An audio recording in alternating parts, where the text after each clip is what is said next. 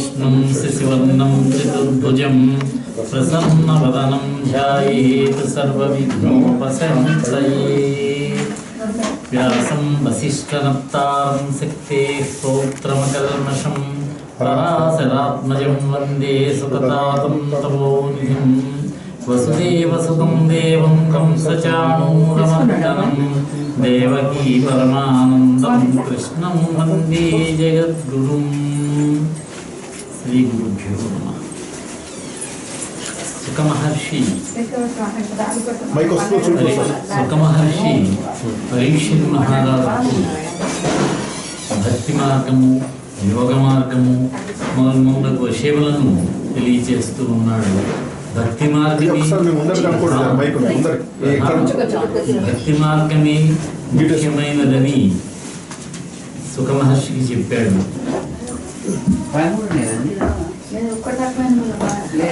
భక్తి మార్గం యొక్క విశేషములను, భక్తి మార్గం యొక్క లక్షణములను, భక్తి మార్గమే ముఖ్యమైనదని చెప్పాడు. తర్వాత నారదుడు బ్రహ్మము ప్రపంచం ఏ విధంగా ఏర్పడింది, ప్రపంచం యొక్క ప్రకారం నడుపుతున్నాడు, ఆ విషయాన్ని చూడవలసి ఉన్నది. ఈ ముక్తి మార్గం గురించి చెప్పేటటువంటి సందర్భంలో సుఖమహర్షి చెబుతున్న మరొక విషయం ఏంటంటే, అణువోగాక కడున్మహావిభవుడో అచ్ఛిన్నుడో చిన్నుడో గుణియో నిర్గుణుడో యతంచు విబుధుల్ కుంఠీభవత్తత్వమార్గణులై ఏ విభుపాద పద్మ భజనోత్కర్షంబులం తత్వ వీక్షణము చేసెదరో అట్టి విష్ణు పరము సర్వాత్మం సేవించదం. ఆ పరమాత్ముడు అణుస్వరూపుడా, లేకపోతే విశ్వమంతా కూడా వ్యాపించినటువంటి మహాస్వరూపుడా? వేదంలో చెబుతారు, అణోరణీయాన్ మహతో మహీయాన్. అణువు కంటే కూడా చిన్నవాడట, సూక్ష్మమైన వాడట పరమాత్మ యొక్క స్వరూపం, పరమాత్మ యొక్క తేజస్సు. అదేవిధంగా మహత్తు కంటే కూడా ఉన్నతమైనటువంటి వాడట.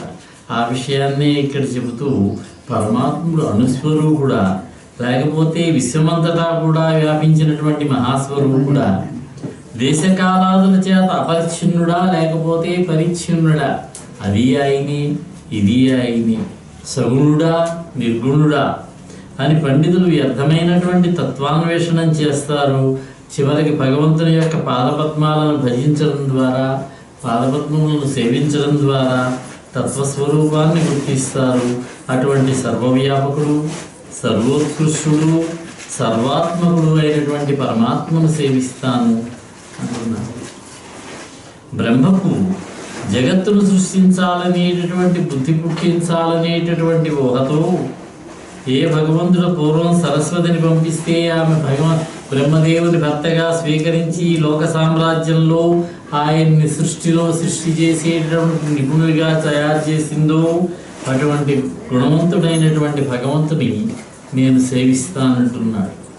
తాను పరిపూర్ణుడై ఉండి కూడా పృథివీ మొదలైనటువంటి పంచభూతములు, పృథివ్యాపస్తేజో వాయు ఆకాశములు ఉన్నాయి పంచభూతములు, వీటన్నింటినీ కలిపి శరీరాలకు శరీరములనేటటువంటి పురములను సృష్టించి వాటిలో పురుషుడనే పేరుతోటి ఎవరు సదా ధీరుడై ప్రకాశిస్తూ ఉంటాడో, పంచభూతాలను 11 ఇంద్రియాలను ప్రకాశింపజేసి గొప్ప ప్రభావంతో షోడశ కళా ప్రపూర్ణుడై షోడశ కళాత్మకుడై శోభిల్లుతూ ఉంటాడో, ఎవరు జీవత్వం అనేటటువంటి వృత్త విలాసాన్ని ప్రదర్శిస్తూ ఉంటాడో, అవ్యయుడైనటువంటి వాడు, అచ్యుతుడైనటువంటి వాడు అయినటువంటి అటువంటి భగవంతుని యొక్క మనోజ్ఞమైనటువంటి నవరసాలనేటటువంటి తేనెలు జాలువారుతూ ఉండగా, నా మనస్సు నుంచి పుట్టినటువంటి వాక్కులనే పుష్పమాలికలతోటి సజ్జనుల హృదయాలను ఆదించులుగాక అని పరమాత్మను స్తుతి చేస్తున్నాడు సుఖ మహర్షి.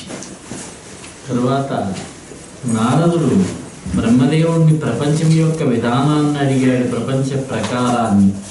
నారద మహర్షి బ్రహ్మదేవుడితో అంటాడు, తండ్రి నీవు చతుర్ముఖుడవు కదా, దేవతలలో పెద్దవాడివి, లోకములకు సృష్టికర్తవు నువ్వు. ఈ వేదాలన్నీ కూడా నీ ముఖ పద్మాలలో నుంచే ప్రకాశిస్తూ ఉన్నాయి, నీ నుంచే వెలువడుతూ ఉన్నాయి. ఈ వేదములన్నీ కూడా శబ్దము అర్థములతో కూడినటువంటి ఈ విశ్వమంతా కూడా నీకు కరతలామలకం. కరతలామలకం అంటే అరిచేతిలో ఉసిరిపండులాగా తేట తెల్లని, పైగా నీకు సరస్వతీదేవి ఇల్లాలట. నా సందేహాన్ని తీర్చవలసినది. ఈ జగత్తు యొక్క సృష్టిని ప్రారంభించేటటువంటి విజ్ఞానం నీకు ఎలా అబ్బింది? ఈ సృష్టి చేసేటటువంటి విధానాన్ని నీకు ఎవరు ప్రసాదిస్తూ ఉన్నాడు? ఆ ప్రారంభ సంపదకు ఆధారం ఏమిటి? ఈ సృష్టి నిర్మాణానికి కారణం ఏమిటి? దీని ప్రయోజనం ఏమిటి? దీని స్వరూపం ఏమిటి? సృష్టిని సాగిస్తున్నా కూడా, సృష్టి కార్యక్రమాన్ని చేస్తూ ఉన్నా కూడా నీకు ఏ విధమైనటువంటి శ్రమ అనేది కూడా లేకుండా ఉన్నది. తండ్రి బ్రహ్మదేవ, నీ జీవన పద్ధతి అందరికీ లభ్యపడేది కాదు. నా మట్టుకు నేను నీవే ప్రభువు అని అనుకుంటూ ఉన్నాను. వాస్తవానికి నీకంటే అధికుడైనటువంటి ప్రభు ఇంకొక ఆయన ఉన్నారా? నీవే అందరికంటే గొప్పవాడివా? అందరికంటే ప్రభువు నీవేనా? అయితే ఏ ప్రయోజనాన్ని కాంక్షించి, ఏ ప్రయోజనాన్ని కోరి ఈ లోకాలను నీవు సృష్టిస్తూ ఉన్నావు? ఈ జీవ సముదాయం ఎక్కడి నుంచి ఉద్భవిస్తూ ఉన్నది? ఎక్కడ ఉంటోంది? ఎక్కడ లయమవుతూ ఉన్నది?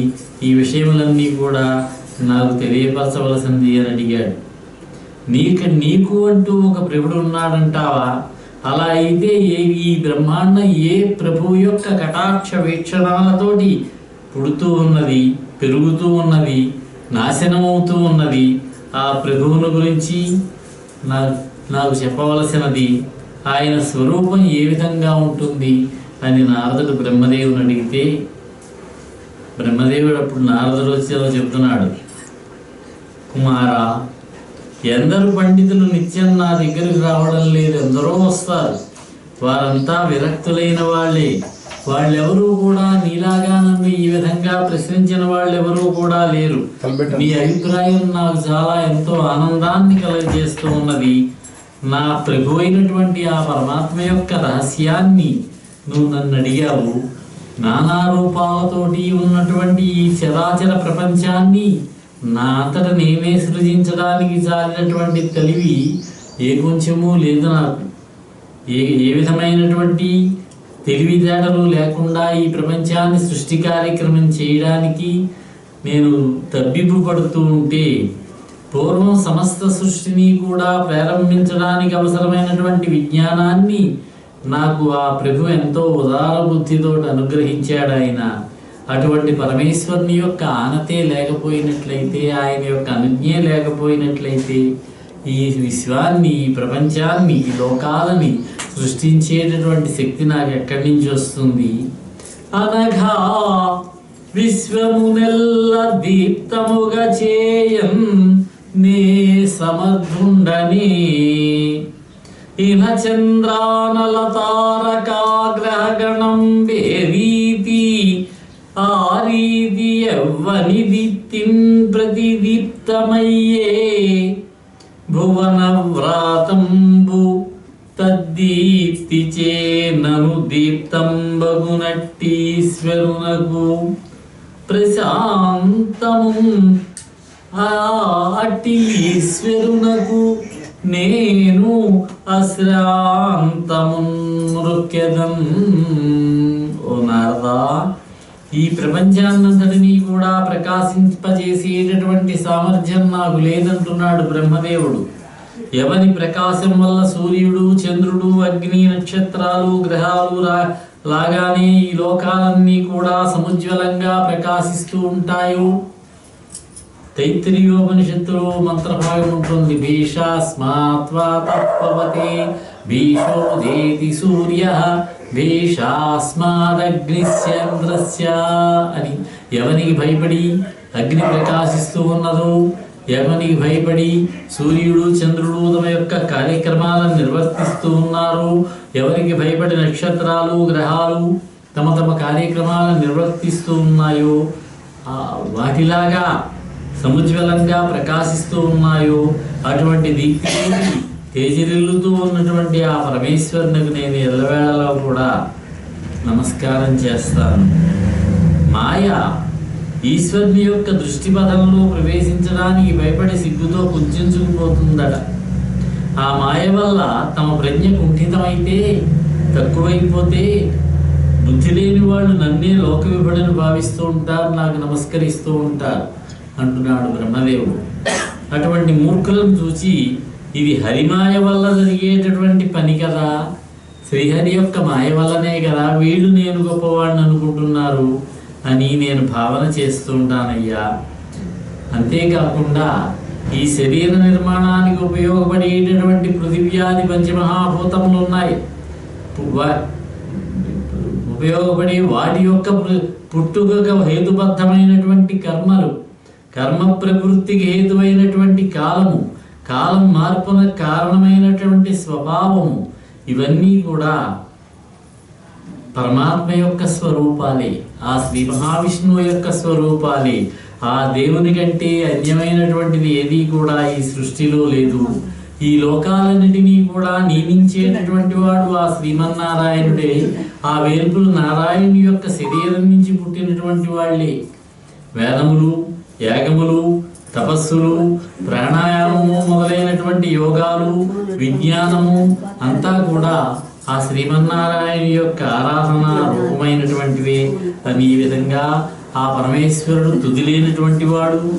ఆ శ్రీహరి ఈ లోకాలకు, నాకు, నీకు, మాయకు, మొత్తం సమస్తమైనటువంటి ప్రాణి సముదాయానికి కూడా ప్రభు ఆయన కంటే అన్యమైనది ఏదీ లేదు ఈ సృష్టిలో అని బ్రహ్మదేవుడు ఈ సృష్టికి సంబంధించినటువంటి విధానాన్నంతని కూడా నారద మహర్షికి వివరిస్తూ వెళ్ళాడు. ఈ నారద మహర్షి బ్రహ్మదేవుడి దగ్గర ఈ సమస్తమైనటువంటి విశ్వం యొక్క రహస్యాన్ని కూడా తెలుసుకున్నాడు. తర్వాత శ్రీమన్నారాయణ యొక్క లీలా అవతారాలను వర్ణిస్తూ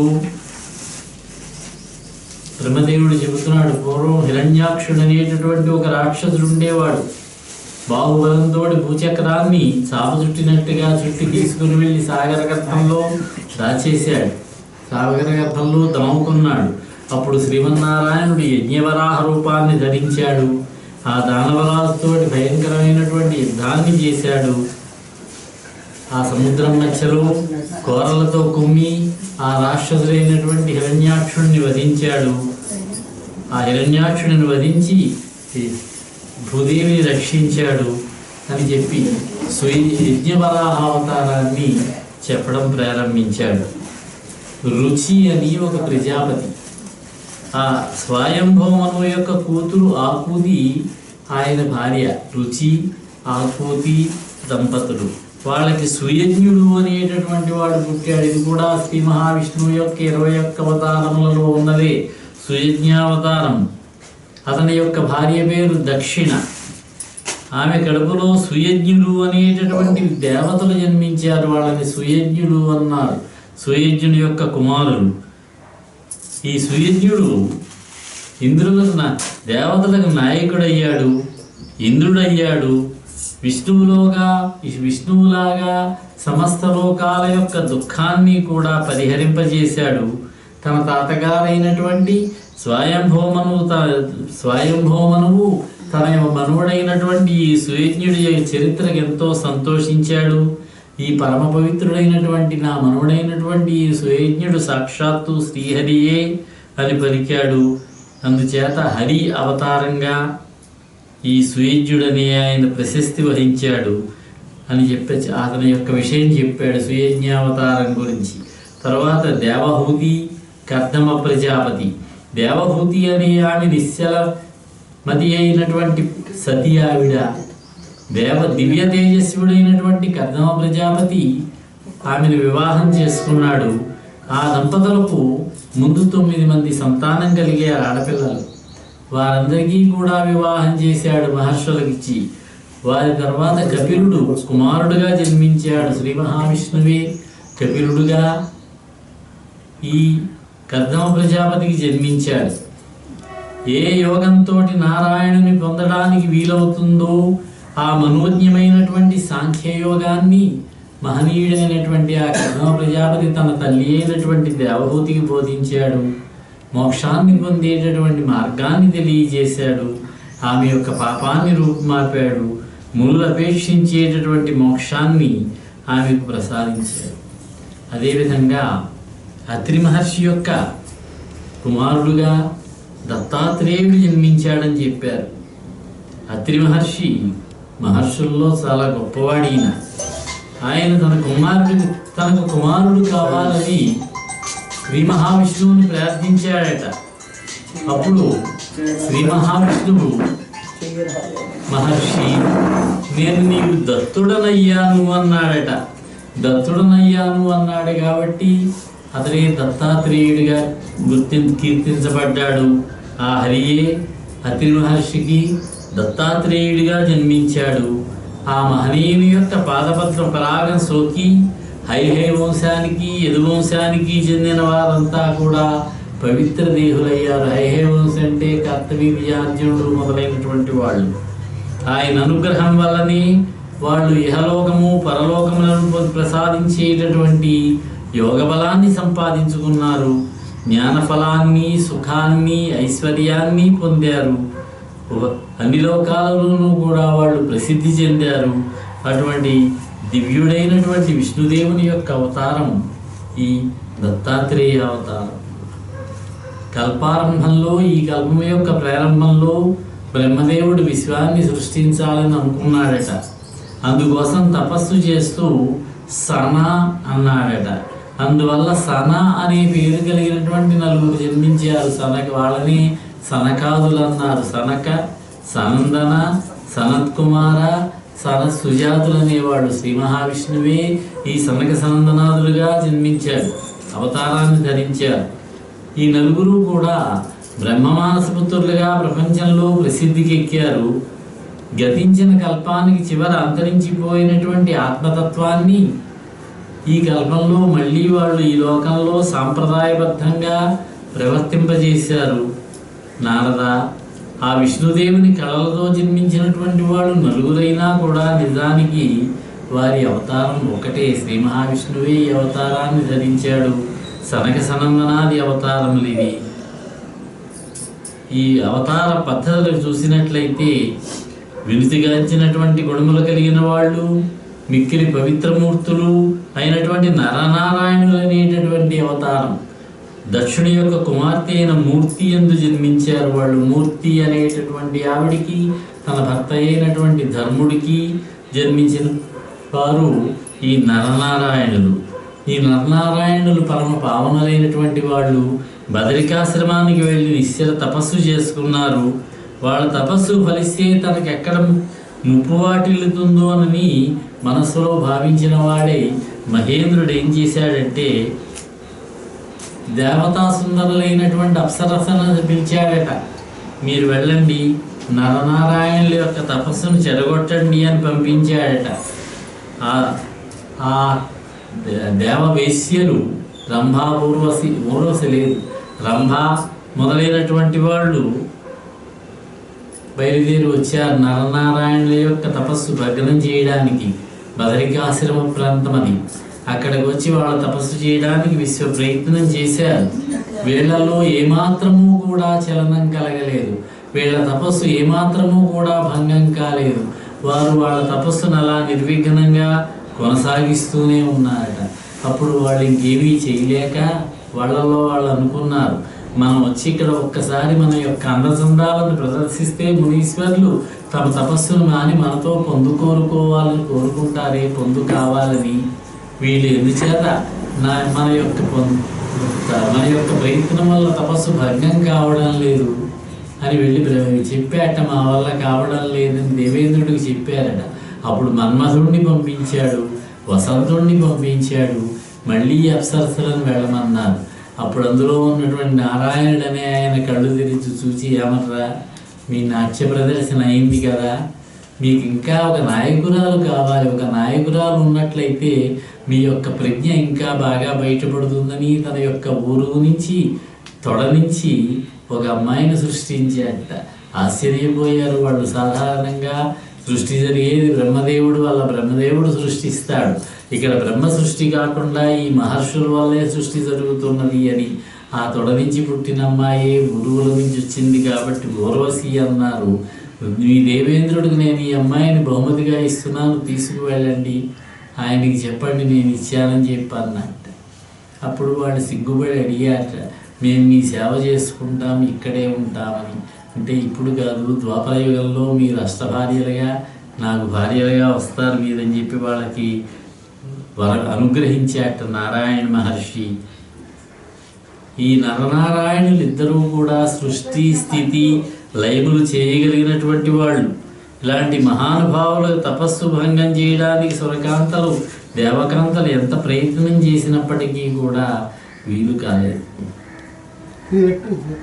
ఇక తరువాత వచ్చినటువంటివి ధ్రువావతారం. ఇది కూడా ఏకవింశతి అవతారములలో లేదు, కానీ ధ్రువావతారం కూడా శ్రీ మహావిష్ణువు యొక్క అవతారమే అని చెబుతారు. ఉత్తానపాదుడు అని ఒక రాజుగారు. ఆ ఉత్తానపాదుడికి ఇద్దరు భార్యలు, సురుచి సునీతి. పెద్ద భార్య సురుచి, చిన్న భార్య సునీతి. పెద్ద భార్య యొక్క కొడుకు ధ్రువుడు, చిన్న భార్య యొక్క కొడుకు ఉత్తముడు అనేటటువంటి వాడు. ఈ యొక్క ధ్రువుడు అనేటటువంటి పేరుతో విష్ణుమూర్తి విష్ణువుతో సమానమైనటువంటి వాడితడు. ధ్రువ నక్షత్రంగా ఆకాశంలో ధ్రువస్థానంలో ఉన్నాడు ఆయన. అదేవిధంగా పృథు చక్రవర్తి అవతారము. అట్లాగే వృషభుడు అనే వృషభావతారము. ఈ అవతారాలన్నీ కూడా బ్రహ్మదేవుడు నారదుడికి చెప్పాడు. నరసింహావతారం, అట్లాగే ఆదినారాయణ అవతారం అని ఒక అవతారాన్ని చెప్పారు.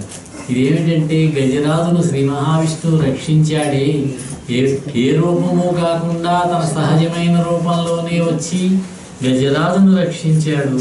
అది ఆదినారాయణ అవతారం అన్నారు.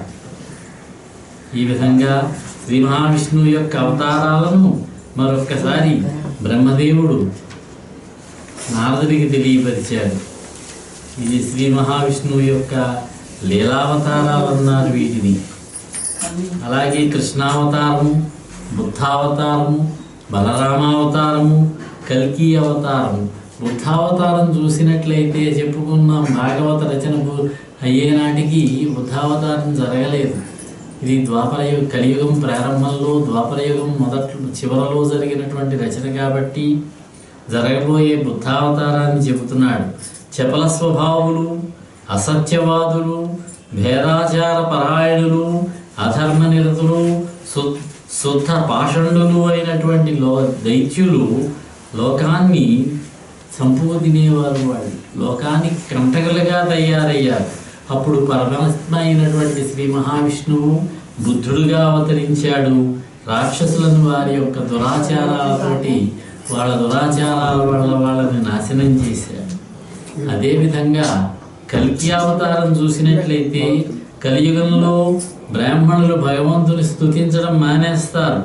వేద విహితమైనటువంటి యజ్ఞకర్మలను ఇప్పుడు చూస్తున్నాం. కలియుగంలో మనం యజ్ఞకర్మలను ఆచరించరు. వాళ్ళ నోటి నుంచి యజ్ఞయాగాదులకు సంబంధించిన స్వధాకారములు, స్వాహాకారములు వినిపించవిక. వాళ్ళు సత్యాన్ని పాటించరు, నాస్తికులై ప్రవర్తిస్తారు. శూద్రులు రాజులవుతారు. కలియుగంలో జరగబోయేటటువంటిది. ఇలాంటి పరిస్థితి సంభవించినప్పుడు భగవంతుడు కల్కిగా అవతరిస్తాడు. అధర్మాన్ని తొలగిస్తాడు, భూతలంలో ధర్మాన్ని స్థాపిస్తాడు అని శ్రీ మహావిష్ణువు యొక్క లీలా విశేషాలను చెప్పి ఇంకా బ్రహ్మదేవుడు నారదుడితో చెప్తున్నాడు. శ్రీమన్నారాయణుడు స్వీకరించినటువంటి లీలా విశేషాలు ఇంకా ఉన్నాయి. ఏమిటంటే ఆయన ముందుగానే ఆదివరాహము మొదలైన అవతారాలు స్వీకరించాడు. చేయవలసినటువంటి పనులన్నీ కూడా చేశాడు. మన్వంతరముల సంబంధమైనటువంటి ధన్వంతరి అవతారం, పరశురామ అవతారం, ఇటువంటి అవతారాలు కూడా ధరించాడు ఆయన. భవిష్యత్తులో శ్రీరాముడు మొదలైన అవతారాలు కూడా ధరిస్తాడు. ఆ మహాత్ముడు సృష్టి మొదలైనటువంటి వివిధ కార్యక్రమాలను నెరవేరుస్తాడు. మాయాగుణంతో నిండినటువంటి అవతారాలను ఆయన స్వీకరిస్తాడు. ఆయన పరమేశ్వరుడు, సర్వస్వరూపుడు. ఈ విధంగా విశాలమైనటువంటి విశ్వం యొక్క సృష్టికి, స్థితికి, లయానికి కూడా ఆయన హేతు అవుతున్నాడు అని శ్రీ మహావిష్ణువు యొక్క విశేషాలని నారదుడికి బ్రహ్మదేవుడు తెలియపరిచాడు. తర్వాత పరీక్షిత్ మహారాజు శుక మహర్షిని ప్రపంచం యొక్క ఉద్భవాన్ని అడిగాడు. మునీశ్వర, బ్రహ్మదేవుడు నారద మహామునికి భగవత్ సాక్షాత్కారం కలగడానికి చెప్పినటువంటి ఆ ఉపాయం ఏమిటో నాకు దయతో చెప్పవలసింది అని అడిగితే, సత్వగుణము, రజోగుణము, తమో గుణాలకు అతీతుడైనటువంటి వాడు, పద్మాక్షుడైనటువంటి వాడు అయినటువంటి ఆ శ్రీహరి యొక్క కథలు లోకానికి మంగళాన్ని చేకూరుస్తాయి, అవి నాకు తెలియపరచండి అని అడిగితే, అప్పుడు శుక మహర్షి ఆయనకి చెప్తూ ఉన్నాడు, ఎవరి నాభిలో సమస్త లోకాల ఉనికికి హేతువైనటువంటి పద్మం పుట్టిందో, ఆ పద్మంలో ప్రభవించి సర్వాంగ సుందరంగా ఉన్నటువంటి బ్రహ్మ ఎవరి అనుగ్రహం వల్ల ఔత్సుక్యంతో సమస్త ప్రాణులను కూడా సృష్టి చేస్తున్నాడు, ఆ బ్రహ్మ సర్వేశ్వరుని స్వరూపాన్ని ఏ విధంగా సాక్షాత్కరింపజేసుకున్నాడు, అటువంటి పరంజ్యోతి స్వరూపుడైనటువంటి పద్మాక్షునికి బ్రహ్మకు అవయవ విన్యాసంలోనూ భావగతిలోనూ ఏమైనా తేడా ఉందా అంటాడు పరీక్షిత్తు. ఆ విషయాన్ని నాకు చెప్పవలసినది అన్నాడు. అప్పుడు ఆ విశేషాలన్నీ కూడా శుక మహర్షి పరీక్షిత్ మహారాజు చెప్పాడు. బ్రహ్మదేవుడు నారాయణుడి గురించి తపస్సు చేస్తే నారాయణుడికి ఆయనకి వరమిచ్చి అనుగ్రహించాడు. బ్రహ్మదేవుడు తపస్సు ప్రారంభించాడు. తప అని వినిపించింది ఆయనకి నారాయణుని యొక్క వాక్కు. 1000 సంవత్సరములు ఆ పద్మంలో కూర్చునే తపస్సు చేశాడు. తర్వాత లేచి ఈ పద్మానికి మొదలెక్కడ ఉందో తెలుసుకోలేకపోయాడు. నీళ్లలో మొదలు చూడాలనుకున్నాడు, కానీ ఆ పద్మం యొక్క కాడగుండా ఆ కాడగుండా ఉన్నటువంటి రంధ్రంలోంచి వెళ్ళాడు. చివరికి వేసారి విసిగి వచ్చి ఆ పద్మంలోనే కూర్చున్నాడు. జగత్తు సృష్టిని చేయాలనుకున్నాడు.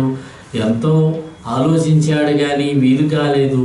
సృష్టికి సంబంధించినటువంటి పరిజ్ఞానం ఆయన మనస్సుకి అందలేదు. కింద మీద అయ్యాట, చింతాక్రాంతుడయ్యాట. అప్పుడు నీటి నడుము నుంచి శబ్దం వినపడింది. కా మొదలు మా వరకు ఉండేటటువంటి స్పర్శాక్షరములలో ఉన్నటువంటి తప అనేటటువంటి పదం వినపడితే, అప్పుడు బహుకాలం ఆయన 1000 దివ్య సంవత్సరాలు తపస్సు చేశాట. అతని యొక్క తపస్సు లోకాలన్నీ కూడా తపించిపోయాయి. అప్పుడు శ్రీహరి ప్రసన్నుడయ్యాడు, బ్రహ్మదేవుడికి ప్రత్యక్షమయ్యాట. అప్పుడు బ్రహ్మదేవుడు వైకుంఠపురాన్ని కూడా చూచాట. శ్రీ మహావిష్ణువు యొక్క నివాస స్థానమైనటువంటి వైకుంఠం. ఆ వైకుంఠానికి వెళ్ళిన వాళ్ళు మళ్ళీ వెనక్కి తిరిగి రారని చెప్పాడు. అక్కడ ఉన్నటువంటి పరమేశ్వరుడి యొక్క అనుగ్రహాన్ని పొంది అప్పుడు సృష్టిని ప్రారంభించాడు.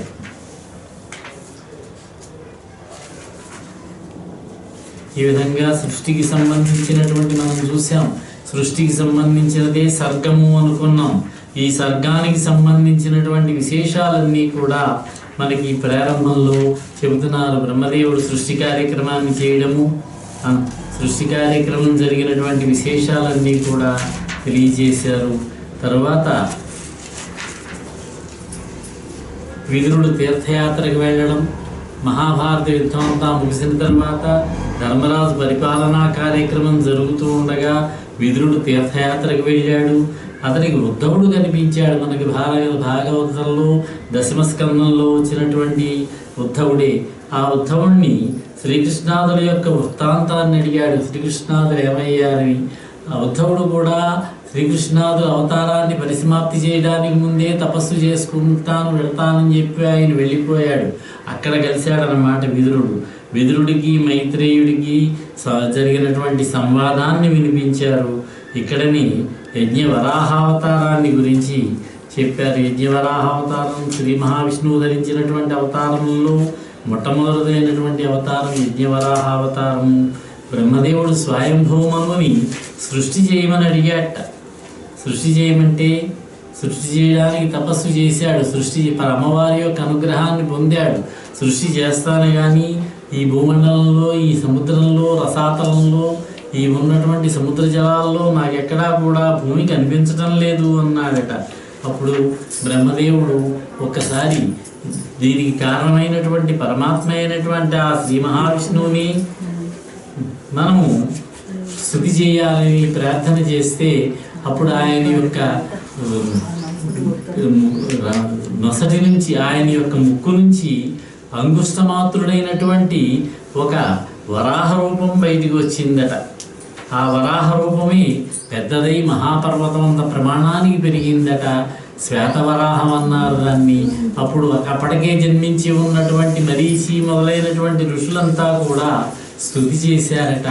అప్పుడు ఆ యజ్ఞవరాహస్వామి భూమిని, రసాతలంలో ఉన్నటువంటి భూమిని ఉద్ధరించాడు. తీసుకువచ్చి మళ్ళీ తన కోరల మీద నిలిపి యథాస్థానంలో నిలబెట్టాడన్నారు.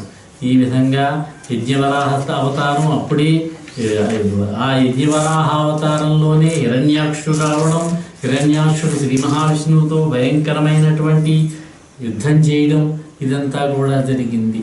ఇక హిరణ్యకశిపుడు హిరణ్యాక్షుల యొక్క వృత్తాంతాన్ని చెబుతూ సనక సనందనాథులు ఒకసారి లోక సంచారం చేస్తూ సమస్త లోకాలు కూడా సంచరిస్తూ వైకుంఠానికి వెళ్ళారట శ్రీ మహావిష్ణువు యొక్క దర్శనానికి. అప్పుడు జయ విజయులనేవారు వాళ్ళని ఆటంకిస్తే మీరు రాక్షసులై జన్మించండి అని శపించారు. ఆ వృత్తాంతం అంతా కూడా మనకి ఇందులో వివరించారు. అలా జన్మించినటువంటి వాళ్ళే కశ్యప మహర్షికి ద్వితీయందు జన్మించిన వాళ్ళే ఈ ఇద్దరు అని చెప్పారు. అందులో ఉన్నటువంటి సనక సనందనాథులు నారాయణుని స్తుతించినటువంటి విధానము, ఈ విధానమంతా కూడా ఈ భాగవతంలో తెలియచెప్పడం జరిగింది. ఈ హిరణ్యకశిపుడు హిరణ్యాక్షుడు ఇద్దరు కూడా అన్నదమ్ములు. వీళ్ళు జయ విజయుల్లో మొదటి జన్మమే వీళ్ళకి శ్రీ మహావిష్ణువు చెప్పాడు, 3 జన్మలలో మీరు నాకు శత్రువులుగా ఉంటారు, శత్రువులుగా ఉండి మళ్ళీ తిరిగి మీ స్థానాలను చేరుకుంటారని చెప్తే వాళ్ళు హిరణ్యకశిపుడు హిరణ్యాక్షుడుగా పుట్టాడు. హిరణ్యాక్షుడిని యజ్ఞవరాహస్వామిగా భూమిని ఉద్ధరించాడే, ఆ సమయంలో హిరణ్యాక్షుడితో భీకర యుద్ధంలో ఓడించాడు. హిరణ్యకశిపుడినేమో నృసింహావతారంలో ప్రహ్లాద చరిత్ర అంటాం, దాన్ని మనకి 7వ స్కంధంలో వస్తుంది. ఈ హిరణ్యకశిపుడిని ఆ నృసింహావతారంలో వధించాడు. ఈ వృత్తాంతం అంతా కూడా మనకి భాగవతంలో ఉన్నది. తర్వాత కర్దమ ప్రజాపతి, ఆయనకి దేవహూతిని పెళ్లి చేసుకునేటటువంటి వృత్తాంతం అంతా కూడా మనకి ఈ మూడవ స్కంధంలో వచ్చాము మనం. 3వ స్కంధంలో ఉన్నది. కర్దముడు అనేటటువంటి మహర్షి బ్రహ్మ యొక్క మానసపుత్రుడు, ఆయన మహా ఋషి. ఈ కర్దమ ప్రజాపతి తపస్సు చేసుకుంటూ ఉండగా విష్ణుమూర్తి ప్రత్యక్షమయ్యాడు. దేవహూతిని వివాహం చేసుకోమన్నాడు. పుణ్యాత్ముడే ఈ కథ ఎవరు చెప్పారంటే విదురుడికి చెప్పాడు. సరస్వతీ నదీ తీరంలో 10,000 సంవత్సరములు, దేవతా సంవత్సరములు విడవకుండా తపస్సు చేశాట కర్దమ ప్రజాపతి. ఒక రోజున ఆయన ధ్యాన తత్పరుడై ఏకాగ్ర చిత్తంతో అత్యంత సంతోషంతో ఉండగా కోరిన కోరికలు తీర్చేటటువంటి పరమాత్మ అయినటువంటి శ్రీ మహావిష్ణువు ప్రత్యక్షమయ్యాడు. ప్రత్యక్షమై కర్దముడిని కరుణించి ప్రజాపతి, నీ దగ్గరకు రేపు ఉదయం స్వయంభూమను వస్తాడు తన కుమార్తెను తీసుకుని. ఆయన కుమార్తె అయినటువంటి దేవహూతికి వివాహం చేయాలని ఆయన ప్రయత్నం చేస్తూ ఉన్నాడు. నీ దగ్గరకు తీసుకుని వస్తాడు. ఆ అమ్మాయిని నీకు ఇచ్చి వివాహం చేసుకోమంటాడు. నువ్వు అంగీకరించవలసింది, వివాహం చేసుకోవలసినది. నీకు ముందు 9 మంది అమ్మాయిలు పుడతారు. ఆ తర్వాత నేను మీ కుమారుడిగా జన్మిస్తాను. నేను కపిలుడు అనేటటువంటి పేరుతోటి నేను యోగ శాస్త్రాన్ని మీకు అందజేస్తాను. మీ భార్య అయినటువంటి దేవహూతికి మోక్ష ధర్మాన్ని నేను ఉపదేశిస్తాను, వెళ్ళవలసింది అంటే చాలా సంతోషించాడు. ఇంటికి తిరిగి వచ్చాడు.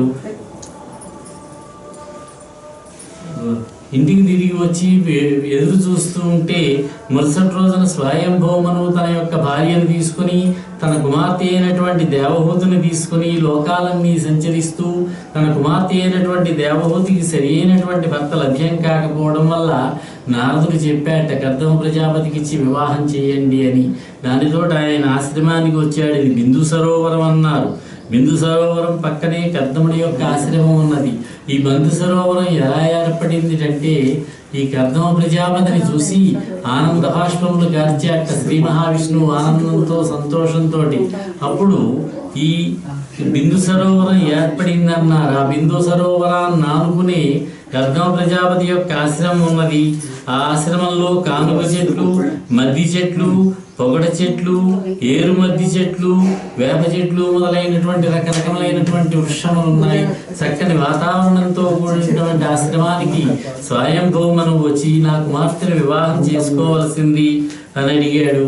అప్పుడు వెంటనే కర్దమ ప్రజాపతి అంగీకరించాడు. శ్రీ మహావిష్ణువు చెప్పాడు కనుక ఇప్పటికే వచ్చినటువంటి స్వయంభూమను పూజించాడు, అతిథిగా భావించాడు, సంభావించాడు, అర్ఘ్యపాద్యాదులతో ఆదరించాడు, ఆనందింపజేశాడు. జనార్దనుడు తనకు చెప్పినటువంటి ఆ మాటల్ని గుర్తుకు తెచ్చుకుని స్వయంభూమనుతోటి మనువు ఆయన ఓ రాజా, స్వయంభూమను అంటే ప్రజా పరిపాలన చేసేవాడు ఆయన. ఓ రాజా, భగవద్భక్తుడు అయినటువంటి దుర్జనులను శిక్షించడానికి, సజ్జనులను రక్షించడానికి లోకంలో పర్యటిస్తూ ఉంటావయ్యా. సూర్యుడు, చంద్రుడు, అగ్ని, వాయువు ఈ అంశాలన్నీ కలిగినటువంటి వాడవు నువ్వు. మహావిష్ణు స్వరూపుడివి. అటువంటి నీకు నేను పరమభక్తితో నమస్కరిస్తూ ఉన్నాను. నీవు ఎల్లప్పుడూ కూడా సమస్త లోకాలలో జయాన్ని సంపాదించేటటువంటి తేరెక్కి తిరుగుతూ ఉంటావు నువ్వు. నీకు స్వాగతము అన్నాడు. వచ్చిన పనేమిటో చెప్పమన్నాడు. ఆయన అప్పుడు చెప్పాడు, నా కుమార్తెను వివాహం చేసుకోవలసినది అని. అప్పుడు తప్పకుండా అంగీకరించాడు. అయితే ఒక నియమం మాత్రం పెట్టాడు, వివాహం చేసుకుంటాను కానీ ఆమెకు సంతానం కలిగే వరకు మాత్రమే నేను ఆమెతో కాపురం చేస్తాను. తర్వాత నేను యోగ మార్గంలోకి వెళ్ళి సన్యాసాశ్రమంలోకి వెళ్ళిపోతానని చెప్పాడు. ఆలోచనలో పడ్డాడు స్వయంభూమను ఏం చేయాలా అని. తన భార్యతోటి, కుమార్తెతోటి మాట్లాడాడు. వాడు అంగీకరించాడు. ఈయన్నే పెళ్లి చేసుకుంటానన్నది ఆ దేవహూతి. అప్పుడు తన కుమార్తెను ఆయనకి ఇచ్చి వివాహం చేసి ఆయన ఆనందంగా ఇంటికి తిరిగి వెళ్ళాడు. కర్దమ ప్రజాపతి దేవహూతితోటి బహుకాలం కాపురం చేశాడు. అయితే ఆవిడ యొక్క పని ఏమిటంటే తన భర్తకు కావాల్సినటువంటి సపర్యలు చేయడం చిక్కి శల్యమైపోయింది. ఎంతో అందంగా ఉండేటటువంటి ఆ దేవహూతి కూడా అందాన్ని కోల్పోయిందట ఈయనకి సేవలు చేసి. గ్రహించాడు ఈయన. గ్రహించి నీ యొక్క పాతివృత్యానికి చాలా సంతోషించాను.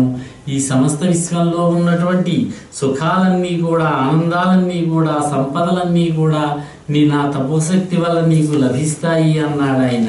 అప్పుడు ఆవిడ అడిగింది, నాథా, నాకు కావలసినది నీ వల్ల సంతానం కావాలి. నన్ను సంతానం కలిగే వరకు నీవు నాతో కాపురం చేస్తానన్నావు. కాబట్టి నాకు సంతానాన్ని ప్రసాదించవలసినది అన్నది. అప్పుడు ఆయన కర్దమ ప్రజాపతి ఒక దివ్యమైనటువంటి విమానాన్ని సృష్టించి ఆ విమానంలో తన భార్యతో కూడి విహరించాడు.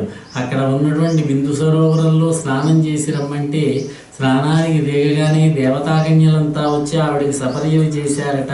పూర్వం వివాహానికి ముందు ఎంత సౌందర్యవతిగా ఉందో ఆ సౌందర్యం అంతా కూడా ఆవిడికి వచ్చిందట. ఆవిడతోటి బహుకాలములు, బహు సంవత్సరములు సమస్త లోకములలోనూ కూడా దివ్య విమానంలో ఆయన తిరిగి ఆవిడికి ఆనందాన్ని ఇచ్చాడు. ఓ ఏకకాలంలో 9 రూపములు ధరించి ఆవిడికి 9 మంది కుమార్తెలను అనుగ్రహించాడు ఆయన. 9 మంది కుమార్తెలను అనుగ్రహించిన తర్వాత ఇంకా నేను వెళ్ళొస్తాను, తపస్సు చేసుకుంది వెళ్ళిపోతానన్నాడు. అప్పుడు ఆవిడ చిన్న మిలికి పెట్టింది, బాగుంది మహాత్మా, మీరు చెప్పినది సత్యమే. నాకు సంతానం కలగగానే మీరు విడిచిపెట్టి వెళ్ళిపోతానన్నారు. కాదని నేను అనను, కానీ మీరు లేకపోతే ఈ అమ్మాయిలకి వివాహం ఎలా జరుగుతుంది? నేనా వాళ్ళకి సరి అయినటువంటి సంబంధాలు తీసుకువచ్చి వివాహం చేయలేను, వాళ్ళు వివాహం చేసుకోలేరు. కాబట్టి 9 మందికి వివాహం చేయండి. తరువాత నాకు కుమారుణ్ణి ప్రసాదించండి.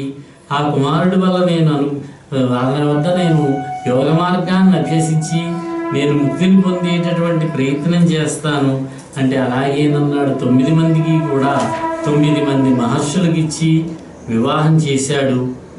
ఆ 9 మందితోటి మహర్షులైనటువంటి వాళ్ళతోటి వివాహం చేసిన తర్వాత ఆయనకి కపిలాచార్యుడిగా విష్ణుమూర్తి దేవహూతి గర్భంలో 9 మంది ఆడపిల్లల తర్వాత ఆవిర్భవించాడు ఆయన. అప్పుడు ఈయన ఇంక యోగ మార్గంలోకి వెళ్ళడానికి ఉద్యుక్తుడయ్యాడు. ఒక రోజున ఏకాంత ప్రదేశంలో తన కుమారుడైనటువంటి కర్దమ ప్రజాపతిని స్మరిస్తే ఆయన ప్రత్యక్షమయ్యాడు. ఈ యోగ మార్గంలో వెళ్ళవలసినది నువ్వు అని ఉపదేశించాడు. ఆయన ఆ విధంగానే వెళ్ళి బహుకాలములు ఒక చోట నిలవకుండా సన్యాసాశ్రమాన్ని స్వీకరించి మోక్షాన్ని పొందాడు. అప్పుడు కపిలాచార్యుల వారు దేవహూతికి సాంఖ్యయోగాన్ని ప్రబోధించాడు. అది చాలా విపులంగా ఇచ్చారు ఇక్కడ మనకి 3వ స్కంధంలో. అమ్మ, ఈ సంసారం అనేటటువంటిది జీవుడు సంసారంలో తిరుగుతూ ఉంటాడు, నువ్వు ఈ జీవితాన్ని విడిచిపెట్టవలసినది అని యోగ మార్గాన్ని గురించి ఆవిడకి బోధిస్తే ఆవిడని విడిచిపెట్టి కూడా కపిలుడు వెళ్ళిపోయాడు, భర్త వెళ్ళిపోయాడు, కుమారుడు వెళ్ళిపోయాడు. ఆవిడ ఇంక జీవితం మీద విరక్తి కలిగి ఆవిడ కూడా యోగ మార్గాన్ని అభ్యసించి తత్వజ్ఞానాన్ని పొందింది తన కుమారుడి ద్వారా. అంతిమంగా ఆవిడ మోక్షాన్ని పొందింది. ఈ విధంగా కపిలావతారాన్ని గురించి మనకి చాలా విపులంగా వివరించారు ఈ 4వ స్కంధములో. 3వ స్కంధములో ఇక కథాభాగం 4వ స్కంధంలోనికి వెడుతున్నది.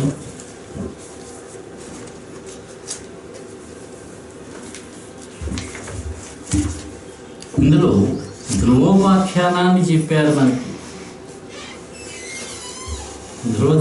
ధ్రువ చరిత్ర.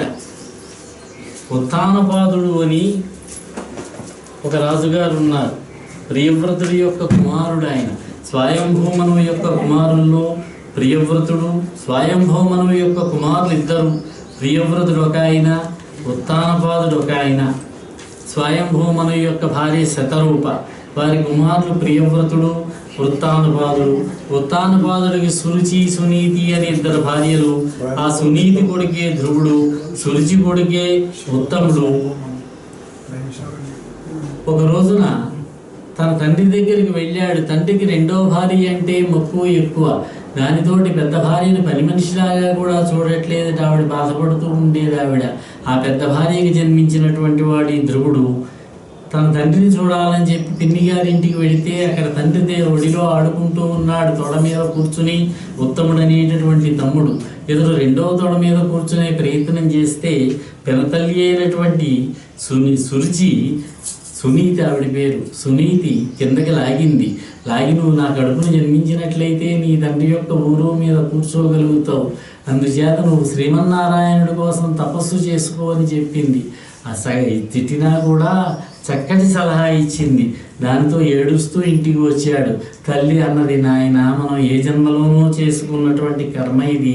దానివల్లనే ఈ జన్మలో ఈ విధంగా కష్టాలు అనుభవిస్తూ ఉన్నాము. నాకు భార్యగా తగినటువంటి స్థానం లభించలేదు. నా వల్లనే నీకు కూడా గౌరవం దక్కడం లేదు అంటే, అమ్మా, నేను వెళ్ళి శ్రీ మహావిష్ణువు కోసం తపస్సు చేస్తానన్నాడు. అలాగే వెళ్ళిరా నాయన అన్నది. అడవిలో బయలుదేరి వెళుతూ ఉంటే దివ్య దృష్టితోడు చూసి నారదుడు వచ్చాడు. నారదుడు ప్రత్యక్షమై, నాయన, ఎక్కడికి వెళుతున్నావు అన్నాడు. శ్రీ మహావిష్ణువు కోసం తపస్సు చేద్దామని వెళుతున్నానంటే, నువ్వు చిన్నవాడివి, ఈ చిన్న వయస్సులో తపస్సు ఏమిటి? ఆడుకునేటటువంటి వయస్సు ఇది. కాబట్టి నువ్వు ఇంటికి వెళ్ళిపోవలసినది. ఇంటికి వెళ్ళి పెద్దవాడైన తర్వాత, రాజ్య పరిపాలన చేసిన తర్వాత అప్పుడు వానప్రస్థానికి వెళుదుగానన్నాడు. వినలేదు ఈ ధ్రువుడు. ఇతని యొక్క పట్టుదలకి మెచ్చి ఒక పని చేయవలసింది నాయన. ఇక్కడ యమునా నది దగ్గర, యమునా నది ఒడ్డున మధువనము అని ఒక వనం ఉన్నది. ఆ వనమునకు నువ్వు వెళ్ళి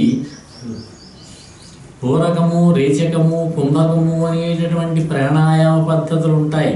ఆ పద్ధతుల ద్వారా నువ్వు తపస్సు చేయవలసినది. పరమాత్మ యొక్క అనుగ్రహం నీకు లభిస్తుంది అని శ్రీమన్నారాయణ యొక్క దివ్య మంత్రోపదేశాన్ని ఉపదేశించాడు. ఆ మాట ప్రకారం మధువనానికి వెళ్ళి ఆ మొదటి నెలలో ఆ గాలిని మాత్రమే పీలుస్తూ, 2వ నెలలో నీటిని మాత్రమే తాగుతూ, 3వ నెలలో ఆకులు వనములు భుజిస్తూ, 4వ నెలలో అవి కూడా లేకుండా ఆయన 6 నెలలు తపస్సు చేసేసరికి శ్రీ మహావిష్ణువు ప్రత్యక్షమయ్యాట. ప్రత్యక్షమైన ప్రత్యక్షమై నాయనా నీ మనసులో ఉన్నటువంటి కోరిక నీకు తెలుసు, నీవు ఇంటికి వెళ్ళి కొంతకాలం రాజ్య పరిపాలన చేయాలి, 26,000 సంవత్సరములు రాజ్యాన్ని పరిపాలన చేస్తావు. మీ తమ్ముడైనటువంటి ఉత్తముడు అరణ్యానికి వేటకు వెడతాడు, వేటకు వెళితే యక్షుడి చేతలో మరణిస్తాడు. నీ పెదతల్లి నీ తమ్ముడిని వెతుక్కుంటూ వెళుతుంది, ఆవిడ కూడా మరణిస్తుంది. నీవు రాజ్యాన్ని పరిపాలన చేస్తావు బహుకాలం, నీకు గంధర్వులతోటి యుద్ధం వస్తుంది, కుబేరుడితోటి. అయిన తర్వాత నువ్వు ధ్రువస్థితి అనేటటువంటి ఉత్తమ స్థితిని పొందుతావు నువ్వు అని శ్రీ మహావిష్ణువు చెప్పాడు. తర్వాత బాధపడ్డాడు, తన మోక్షాన్ని అడగలేకపోయానే అని బాధపడ్డాట ధ్రువుడు. ఇంటికి తిరిగి వస్తున్నాడు. ఈ విషయం మహారాజు గారికి వార్తలు తెలిసాయి. ఎదురేగాడు, కుమారుణ్ణి ఆహ్వానించాడు, పట్టణానికి తీసుకువచ్చి యువరాజుగా అభిషేకించాడు. తర్వాత ఉత్తముడనేవాడు తమ్ముడనేవాడు వేటకు వెళ్ళాడు, అక్కడ యక్షుడితోటి యుద్ధంలో మరణించాడు. ఆ విషయం తెలిసి యక్షుల మీద యుద్ధానికి వెళ్ళాడు ఈ ధ్రువుడు. భీకరమైనటువంటి పోరాటం చేశాడు. అప్పుడు స్వయంభూమను వచ్చి తాతగారు అవుతాడు. స్వయంభూమను, నాయన నీవు కుబేరుడితో స్నేహం చేయవలసినది, వాళ్ళతో విరోధం వద్దు అంటే ఆ విధంగానే యుద్ధం విరమించాడు. ఇంటికి వచ్చాడు. 26,000 సంవత్సరములు పరిపాలించాడు. తర్వాత ధ్రువస్థితిని ధ్రువ నక్షత్రంగా, ఉత్తర దిక్కున ఉన్నటువంటి నక్షత్రంగా ఆ స్థితిని పొందాడు ఈ ధ్రువుడు. ఇది కూడా శ్రీమన్నారాయణుడి యొక్క అవతారమేనన్నారు. అదేవిధంగా పృథు చక్రవర్తి అవతారాన్ని చెప్పారు. శ్రీ మహావిష్ణువు యొక్క అవతారములలో పృథు చక్రవర్తి అవతారం ఒకటి. అంగభూపతి అని ఒక రాజుగారు ఉన్నాడు, అంగుడు ఆయన పేరు. ఆయన భార్య సునీత. వాళ్ళిద్దరికీ వేణుడు అనేటటువంటి అబ్బాయి పుట్టాడు. వేణుడు చిన్నతనం నుంచి కూడా దుర్మార్గపు లక్షణాలు ఉన్నాయి అతనిలో. ఎవరిని లెక్క చేసేవాడు కాదు, బ్రాహ్మణులను గౌరవించేవాడు కాదు, దేవతాయజ్ఞాలు చేయొద్దన్నాడు. రాజే విష్ణు స్వరూపుడు, స్వయం విష్ణు. మహారాజు నా విష్ణు పృథివీపతి, నేనే విష్ణు స్వరూపుడిని, నన్నే పూజించండి అన్నాడు. బ్రాహ్మణుల యొక్క ధనాన్ని కూడా అపహరించాడు ఆయన. అప్పుడు బ్రాహ్మణులు వచ్చి చెప్పారు, మహారాజా ఇది పద్ధతి కాదు, బ్రాహ్మణులను గౌరవించవలసింది అంటే వినలేదు. అప్పుడు ఆ వేణుడిని వాళ్ళ హుంకారంతో ఒక్కసారి కోపంగా హుంకారంతో చూస్తే వేణుడు మరణించాడు. అయితే ఆ వేణుడు తర్వాత కుమారుడు లేడు కాబట్టి ఆ వేణుడి యొక్క శరీరాన్ని మధిస్తే అప్పుడు పృథు చక్రవర్తి జన్మించాడట. ఆయన భార్య అర్చి అనేటటువంటి ఆవిడ. ఈ పృథు చక్రవర్తి విష్ణుమూర్తి యొక్క అవతారం. చక్కగా పరిపాలన చేశాడు.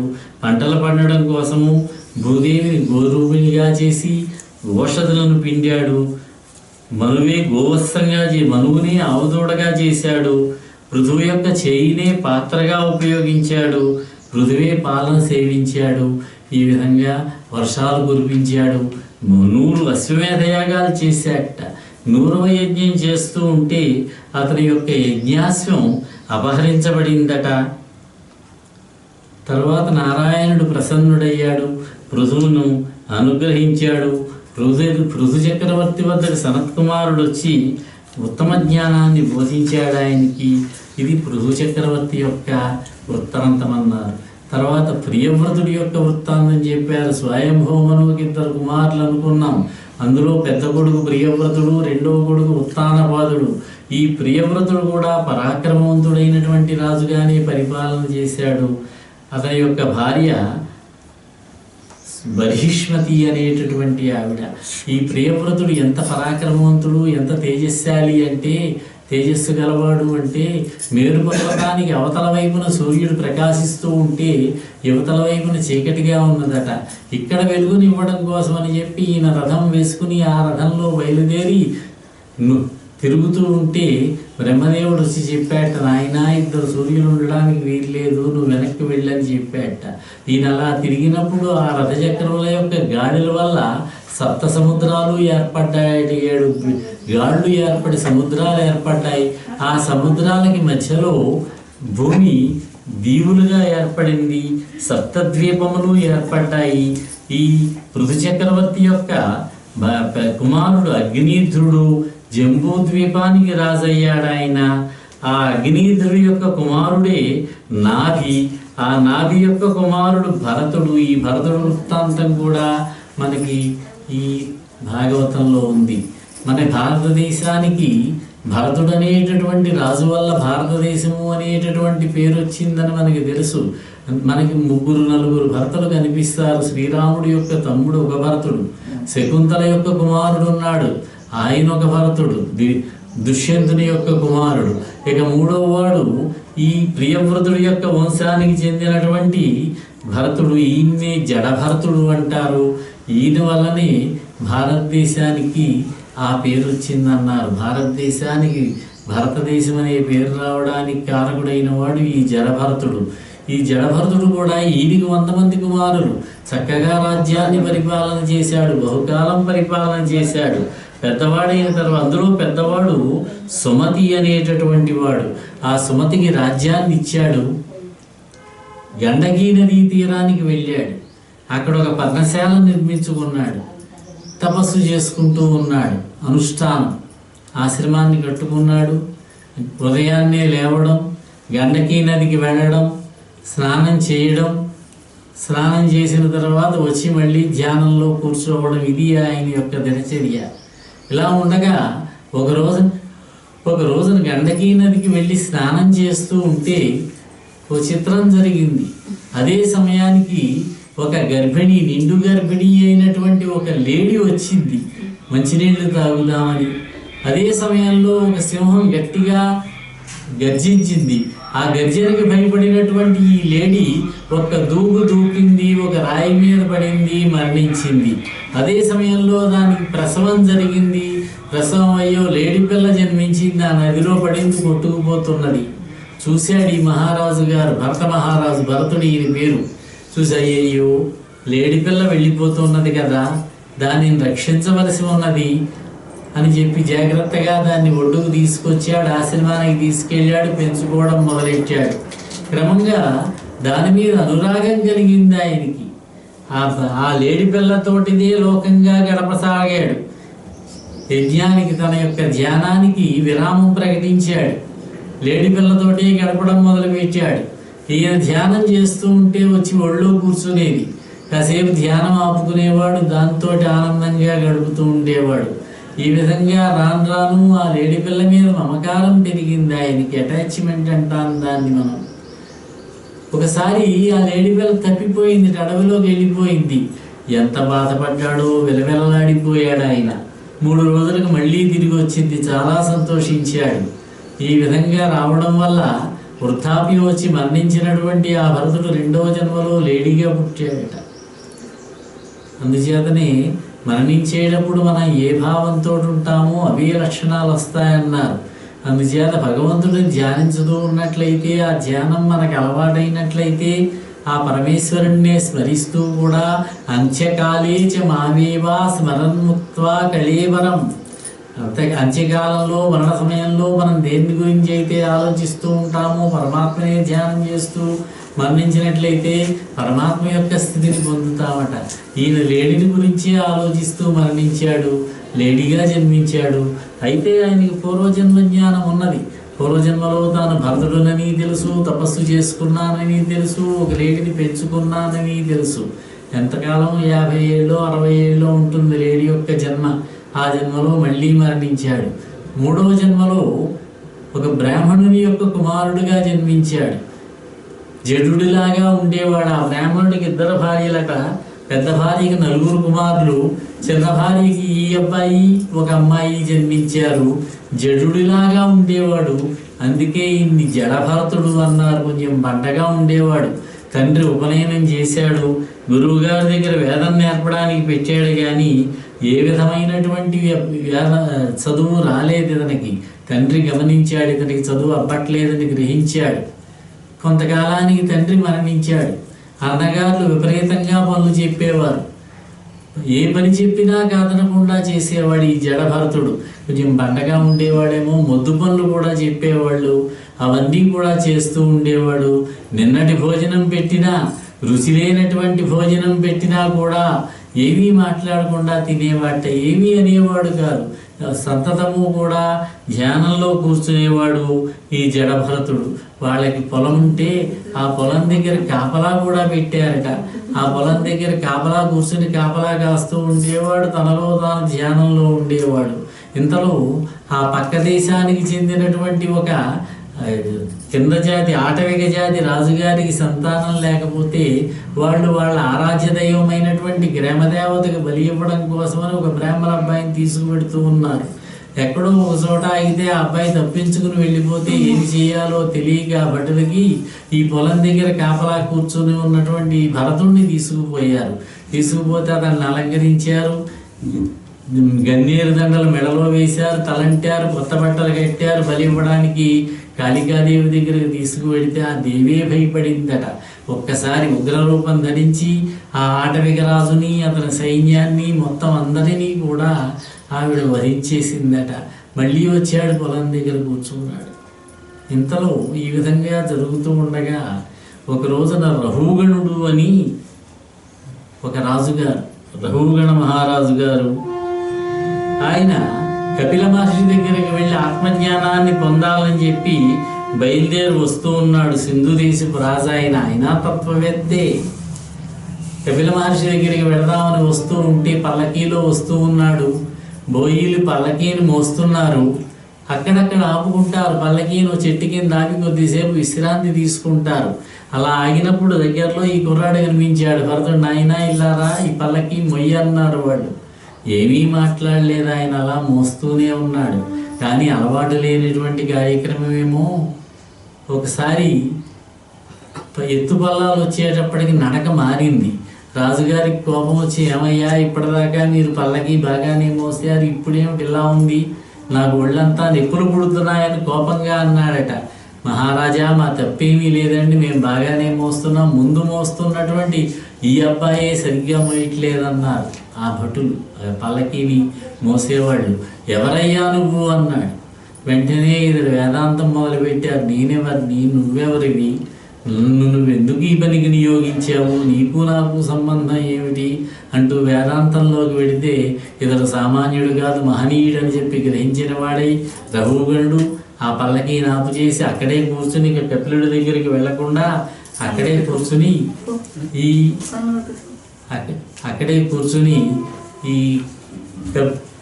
భరతుడితోటి ఆధ్యాత్మ చర్చ మొదలుపెట్టాడు. ఆధ్యాత్మ తత్వాన్ని నేర్చుకున్నాడు. ఇది ఈ జడభరతోపాఖ్యానం. ఆ జడభరతుడి వల్లనే మన దేశానికి భారతదేశం అనేటటువంటి పేరు వచ్చింది. అదే ఇంకొక కథ చెప్పారు. శ్రీ మహావిష్ణువుని మనం జీవితకాల పర్యంతము కూడా స్మరించి మోక్షాన్ని పొందడం ఒక ఎత్తైతే, జీవితంలో ఎప్పుడూ కూడా నామస్మరణ చేయకపోయినా సరే అంత్యకాలంలో కనుక నామస్మరణ చేసినట్లయితే ముక్తిని పొందుతామట. దానికి ఒక కథ చెప్పారు. కన్యాకుబ్జం అనేటటువంటి పట్టణంలో అజామిళుడు అని ఒక బ్రాహ్మణ అబ్బాయి ఉన్నాడు. అజామిళుడు చక్కగా అందమైనటువంటి కుర్రవాడు. ఉపనయనం జరిగింది, వేదమంతా నేర్చుకున్నాడు. తండ్రి మహాపండితుడు. వివాహం చేశారు, చక్కటి అమ్మాయినిచ్చి వివాహం చేశారు. బాగానే నడుస్తూ ఉండగా ఒక రోజున తండ్రి కుమారుణ్ణి పిలిచిన ఆయన అడవికి వెళ్ళి సమిధలు తీసుకురావలసినది, దర్భలు తీసుకురావలసినది అని ఆజ్ఞాపిస్తే అడవికి బయలుదేరాడు. వెళ్ళాడు, సమిధలు సంపాదించుకున్నాడు, తిరిగి వస్తున్నాడు. వస్తూ ఉంటే గ్రహచారమేమో మరి ఒక వేశ్య ఇల్లు కనబడింది. అక్కడే ఆగిపోయాడు, అక్కడే మకాం పెట్టాడు. ఇంక తన ఇంటికి వెళ్ళనే లేదు. 86 సంవత్సరములు వచ్చాయి అతనికి. జీవితంలో ఎప్పుడూ కూడా ఏ విధమైనటువంటి నారాయణ నామస్మరణ చేసినవాడు కాదు ఆయన. 10 మంది సంతానం కలిగారు అబ్బాయిలు. ఒక్కొక్కళ్ళకే పేరు పెట్టుకుంటూ వచ్చి అందరికంటే ఆఖరిని పుట్టినటువంటి చిన్నపిల్లవాడికి అతను అదృష్టం కొద్దీ నారాయణుడు పేరు పెట్టాడట. ఆ అబ్బాయి అంటే చాలా ఇష్టం ఇతనికి. ప్రతి పనికి కూడా నారాయణ, ఎరా నారాయణ, బాబు ఇల్లారా నారాయణ అని చెబుతూ ఉండేవాడు. చివరికి ఇంకా వృద్ధాప్యం వచ్చిన తర్వాత అనారోగ్యం పడ్డాడు, జబ్బు చేసింది, మరణ సమయం ఆసన్నమైంది. యమదూతలు వచ్చారు తీసుకువెళ్ళడానికి. వాళ్ళని చూసి ఏదో చెప్పాలనేటటువంటి తాపత్రయం, నారాయణ ఇలా రా, ఎవరో వచ్చారనబోతూ నారాయణ అన్నాడు, మరణించాడు. యమదూతలు తీసుకువెళ్ళడానికి వస్తే ఇంతలో విష్ణుదూతలు వచ్చారు. వాళ్ళిద్దరి మధ్య సంభాషణ జరిగింది.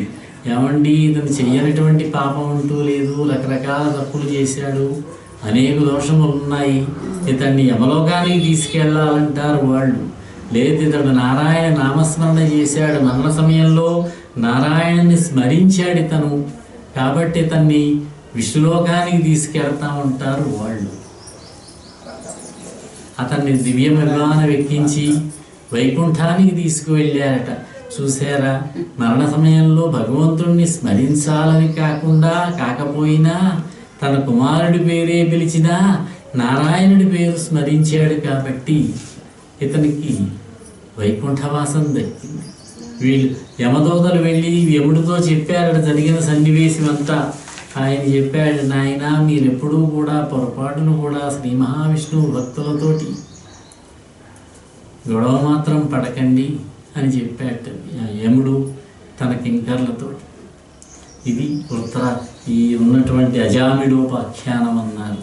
శ్రీమన్నారాయణ యొక్క భక్తుల కథలను తెలియజేస్తూ, అదేవిధంగా ఇంకొక ప్రఖ్యాతమైనటువంటి వృత్తాంతము వృత్రాసుర వృత్తాంతం ఉన్నది. ఈ వృత్తాంతం కూడా మనకి భాగవతంలోనూ ఉంది, దేవీ భాగవతంలో కూడా విశేషంగా చెప్పారు ఈ వృత్రాసురుడి కథని. త్వష్ట అని ఒక ప్రజాపతి, వేదంలో కూడా ఉంది వృత్రాసుర వృత్తాంతం. త్వష్ట ప్రజాపతి యొక్క పెద్ద కుమారుడి పేరు త్రిశిరసుడు అన్నారు. ఆయన పేరే విశ్వరూపుడు. ఆయనకి 3 తలలు ఉంటాయట. ఒక శిరస్సుతోటి ఋగ్వేద పారాయణ చేస్తాడు, ఒక శిరస్సుతోటి యజుర్వేద పారాయణ చేస్తాడు, ఒక శిరస్సుతోటి సామవేదాన్ని పఠిస్తాడట. అలాగే ఒక శిరస్సుతోటి భోజనం చేస్తాడు, ఒక నోటితోటి సురాపానం చేస్తాడు ఆ విశ్వరూపుడు. ఆయన చాలా మంచివాడు, తపస్సు చేసుకుంటూ ఉన్నాడు. ఈలోగా ఒక రోజున దేవేంద్రుడు సభలో కూర్చుని ఉన్నాడట. దేవతా స్త్రీలంతా అప్సరసలంతా నృత్యం చేస్తూ ఉన్నారు. ఆ నృత్యాన్ని చూస్తూ కూర్చున్నాడు, చాలా ఆనందంగా వినోదిస్తున్నాడు. ఇంతలో గురువు గారైనటువంటి బృహస్పతి వచ్చాడు. వచ్చినటువంటి బృహస్పతిని లేచి నమస్కరించాలి. గురువు గారు ఎప్పుడొచ్చినా కూడా లేవాలి, నమస్కరించాలి, గౌరవించాలి, ఆసీనుణ్ణి చేసి పూజించాలి. ఆ పని చేయలేదు ఈయన ఇంద్రుడు. కొంచెం మదాంధుడై ఉన్నాడేమో, అప్సరసల యొక్క నృత్య క్రీడను చూస్తూ ఉన్నాడేమో, ఆనందంలో ఉన్నాడేమో. గురువుగారిని చూశాడు, తల తిప్పుకున్నాడు, మళ్ళీ నృత్యంలో లీనమైపోయాడు. ఆయన అధిగ్రహించాడు బృహస్పతి, అదృశ్యమైపోయాడు, వెళ్ళిపోయాడు. ఆయన గౌరవం లేని చోట ఎందుకు అని. తర్వాత తన తప్పు తెలుసుకున్నాడు దేవేంద్రుడు.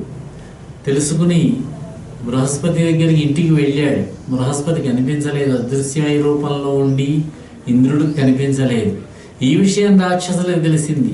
బృహస్పతి ఎక్కడికో వెళ్ళిపోయాట, దేవేంద్రుడిని విడిచిపెట్టాటని. ఇదే సమయం అని చెప్పి వాళ్ళు దేవలోకం మీద దండెత్తారు. ఈ పరిస్థితిలో ఏం చేయాలో తెలియక దేవతలంతా కలిసి ఇంద్రుడి నాయకత్వంలో బ్రహ్మదేవుడి దగ్గరికి వెళితే, ఆ త్వష్ట ప్రజాపతి కుమారుడున్నాడు విశ్వరూపుడు, అతని చేత మీరు యజ్ఞం చేయించండి, యజ్ఞం చేయించి అతన్ని గురువుగా పెట్టుకున్నట్టయితే మీకు బలం వస్తుంది, దేవతలకి రాక్షసులతో యుద్ధం చేయొచ్చని చెబితే దేవతలంతా కలిసి విశ్వరూపుడి దగ్గరకు వచ్చిన ఆయన, విశ్వరూప, మాకు నువ్వు గురువుగా ఉండవలసినది, మా యొక్క యజ్ఞమును చేయించవలసినది అని ప్రార్థించారు. అప్పుడు విశ్వరూపుడు కాదనలేకపోయాడు. దేవతలంతటి వారు మీరు నా దగ్గరికి వచ్చి నన్ను ఈ విధంగా అడగడం కాదనలేకపోతున్నాను, సరే అలాగే అన్నాడు. ఇంద్రుడికి నారాయణ కవచాన్ని ఉపదేశించాట విశ్వరూపుడు. నారాయణ కవచం అనేటటువంటిది చాలా పవిత్రమైనటువంటి మహిమోపేతమైనటువంటిది నారాయణ కవచం. ఇది మనకి మా భాగవతంలో, శ్రీమద్ భాగవతంలోనే ఉన్నది నారాయణ కవచం. ఈ నారాయణ కవచాన్ని ఉపదేశించాడు, యజ్ఞం చేయించాడు. అయితే విశ్వరూపుడికి చిన్న సమస్య వచ్చింది. త్వష్ట ప్రజాపతి యొక్క భార్య రాక్షస కన్య, అంటే విశ్వరూపుడు తల్లి అన్నమాట. రాక్షసులు మేనమామలు. వాళ్ళు వచ్చి మొహమాట పెట్టారు, నాయన విశ్వరూప, ఇదివరకు బృహస్పతి ఆధ్వర్యంలో యజ్ఞం జరిగేటప్పుడు మనకు అపకారమే జరుగుతూ ఉండేది. దేవతలు బలాన్ని సంపాదించుకునేవారు, మేము ఓడిపోతూ ఉండేవాళ్ళము. ఇప్పుడు నీ ఆధ్వర్యంలో అయినా సరే మాకు కొంచెం శక్తి వచ్చేటట్టుగా, మాకు కొంచెం శక్తిని కలిగేటట్టుగా ఆ హవిస్సులను మాకు సమర్పించవలసింది, యజ్ఞంలో ఉండే ఆహూతులను మాకు ఇవ్వవలసింది అని అడిగితే కొంచెం మొహమాట పడ్డాట పాపం విశ్వరూపుడు. యజ్ఞం చేయిస్తూ దేవతలకు ఆహూతులు ఇస్తూ ఆ సమయంలోనే రాక్షసులకు కూడా కొన్ని ఆహూతులు రహస్యంగా ఇవ్వడం మొదలుపెట్టాడు. ఇది గమనించాడు దేవేంద్రుడు. దేవేంద్రుడు చాలా పరిపాలనలో చాలా సమర్థుడైన వాడేమో, మనం పెడుతున్నటువంటి ముడిసరికేమో ఎక్కువగా ఉంటున్నది, రావలసినటువంటి ఫలితమేమో తక్కువగా ఉంటున్నది, దీనికి కారణం ఏమై ఉంటుందా అని ఆలోచించి సూక్ష్మ రూపంలో విశ్వరూపుడి చెవి దగ్గరికి వెళ్ళి కూర్చున్నట్ట. ఆ విశ్వరూపుడు మంత్రాలు చదువుతున్నాడు, రాక్షసాయ స్వాహ అంటున్నాడు, హోమం చేస్తున్నాడు, ఆ ఆహూతులు ఇస్తున్నాడు. ఇట్లా చేస్తూ ఉండగా వెంటనే వజ్రాయుధం కాదు, వేరొక ఆయుధం తీసుకుని ఆ విశ్వరూపుడి యొక్క 3 తలకాయల్ని ఖండించి వేశాడు. బ్రహ్మహత్యా దోషం. బ్రాహ్మణుడు, త్వష్టా ప్రజాపతి బ్రాహ్మణుడు. ఆ బ్రాహ్మణుడు కుమారుడిని చంపాడు కాబట్టి బ్రహ్మహత్యా దోషం వచ్చింది. ఏం చేయాలో తెలియలేదు ఆయనకి, చాలా బాధపడ్డాడు. విశ్వరూపుడికి ఉన్నటువంటి 3 శిరస్సులలో సోమపానం చేసేటటువంటి శిరస్సేమో కౌజు పిట్టలుగా మారిందట. కొన్ని లక్షల కొద్దీ కౌజు పిట్టలు వచ్చేసాయి. సురాపానం చేసే శిరస్సేమో లవిక పిట్టలుగా మారిపోయింది, వచ్చాయట. ఆ రూపంలో లవిక పిట్టలుగా లక్షల కొద్దీ వచ్చి దేవేంద్రుడిని చుట్టుముట్టేశాయి. అన్నాన్ని భోజనం చేసేటటువంటి శిరస్సేమో తీతూ పిట్టలుగా మారిపోయిందట. లక్షల సంఖ్యలో ఉన్నటువంటి ఈ బ్రహ్మహత్య దోషం దేవేంద్రుడిని వెంటాడిందట. ఏ విధంగా పోగొట్టుకోవాలో తెలియక బ్రహ్మదేవుడి దగ్గరికి వెళ్ళి బ్రహ్మదేవుడిని ప్రార్థిస్తే బ్రహ్మదేవుడు కొంచెం ఒక మార్గం చెప్పాడు ఆయనకి. మనకి తెలుసున్నటువంటి కథే ఇది. దీనిని 4 భాగములుగా చేశాడు తన యొక్క బ్రహ్మహత్యా దోషాన్ని. ఒక భాగాన్నేమో వృక్షాలకు ఇచ్చాడు, 2వ భాగాన్నేమో నీటికి ఇచ్చాడు, 3వ భాగాన్నేమో భూమికి ఇచ్చాడు, 4వ భాగాన్నేమో స్త్రీలకు ఇచ్చాడు. నలుగురికి కూడా వరాలు ఇచ్చాడు. ఈ భూమికి ఈ ఉన్నటువంటి దోషం వల్ల పంట పండినటువంటి పంటకు పనికిరానటువంటి భూమిగా బీడువారిపోతుందట. 2వదైనటువంటి వృక్షములకు జిగురు రూపంలో వస్తుందట, అందులో ఉన్నదన్నారు ఈ దోషం. అదేవిధంగా 3వదైనటువంటి అగ్నికి మొట్టమొదటి వచ్చేటటువంటి ఆ మంట మీద మనం ఉపయోగించకూడదు, వంట చేయడానికి కొద్దిసేపు మంటను విడిచిపెట్టేయాలన్నారు, అందులో దోషం ఉన్నదన్నారు.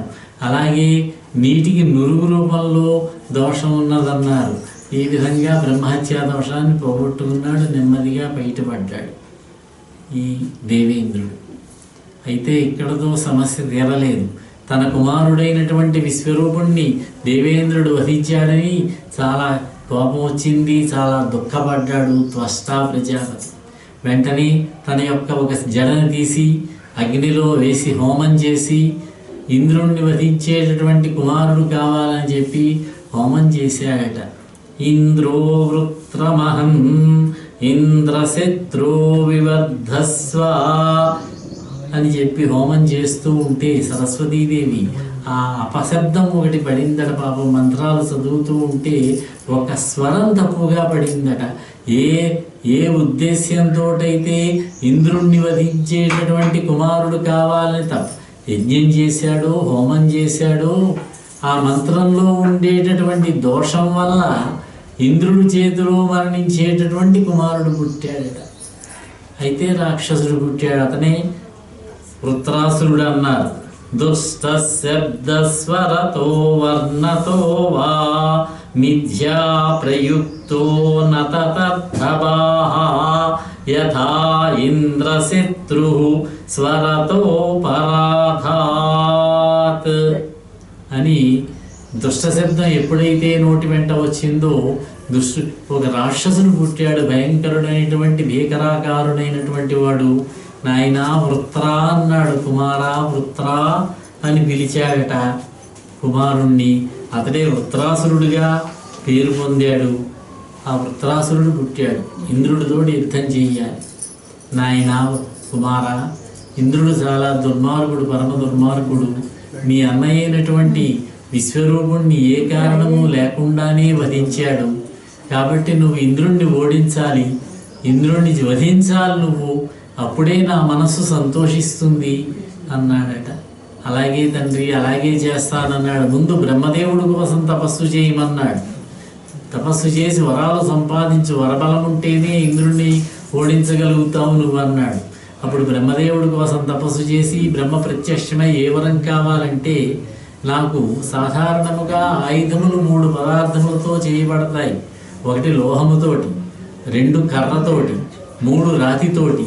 కాబట్టి ఈ 3 రకములైనటువంటి ఆయుధముల వల్ల కూడా నాకు మరణం లేకుండా వరమివ్వమని అడిగాడు. అంటే ఏ విధమైనటువంటి ఆయుధంతో మరణం ఉండకూడదు. ఇంకా 1-2 వరములు అడిగినట్లున్నాడు. అటు పగల కానీ రాత్రి కానీ మరణం ఉండకూడదు. తడి వస్తువుతో కానీ పొడి వస్తువుతో కానీ మరణం ఉండకూడదు అని ఈ విధంగా ఏదో వరములు అడిగాడు. బ్రహ్మదేవుడి యొక్క వరములు సంపాదించాడు. దేవేంద్రుడి మీదకి, దేవలోకం మీదకి యుద్ధానికి వెళ్ళాడు. దేవతలను ఓడించాడు. ఇంద్రుడిని పట్టుకుని తండ్రి దగ్గరికి తీసుకువచ్చి మింగేస్తానని చెప్పి నోరు పెద్దగా తెరిచాడు. ఇంతలో దేవతలు భయపడ్డారు.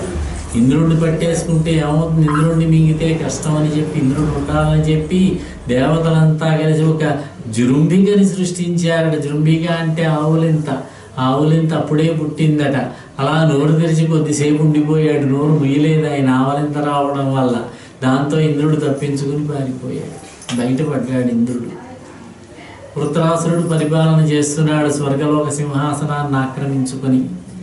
వీళ్ళంతా కలిసి, దేవతలంతా కలిసి విష్ణుమూర్తి దగ్గరికి వెళ్ళారు ఏం చేయాలి అని. ఓ పని చేయండి అయ్యా, దధీచి మహర్షి అని ఉన్నాడు, రాజర్షి ఆయన. దధీచి రాజుగారు వానప్రస్థాశ్రమం చేస్తూ ఉన్నాడు. మహాజ్ఞాని, గొప్ప తపశక్తి సంపన్నుడు. ఆయన నారాయణ కవచము తెలిసినటువంటి వాడు. ఆ దధీచి మహర్షిని మీరు ప్రార్థించి ఆయన యొక్క ఎముకలను సంపాదించి తీసుకున్నట్లయితే దానితో విశ్వకర్మ ఆయుధాన్ని తయారు చేస్తాడు. దాన్నే వజ్రాయుధం అన్నాడు.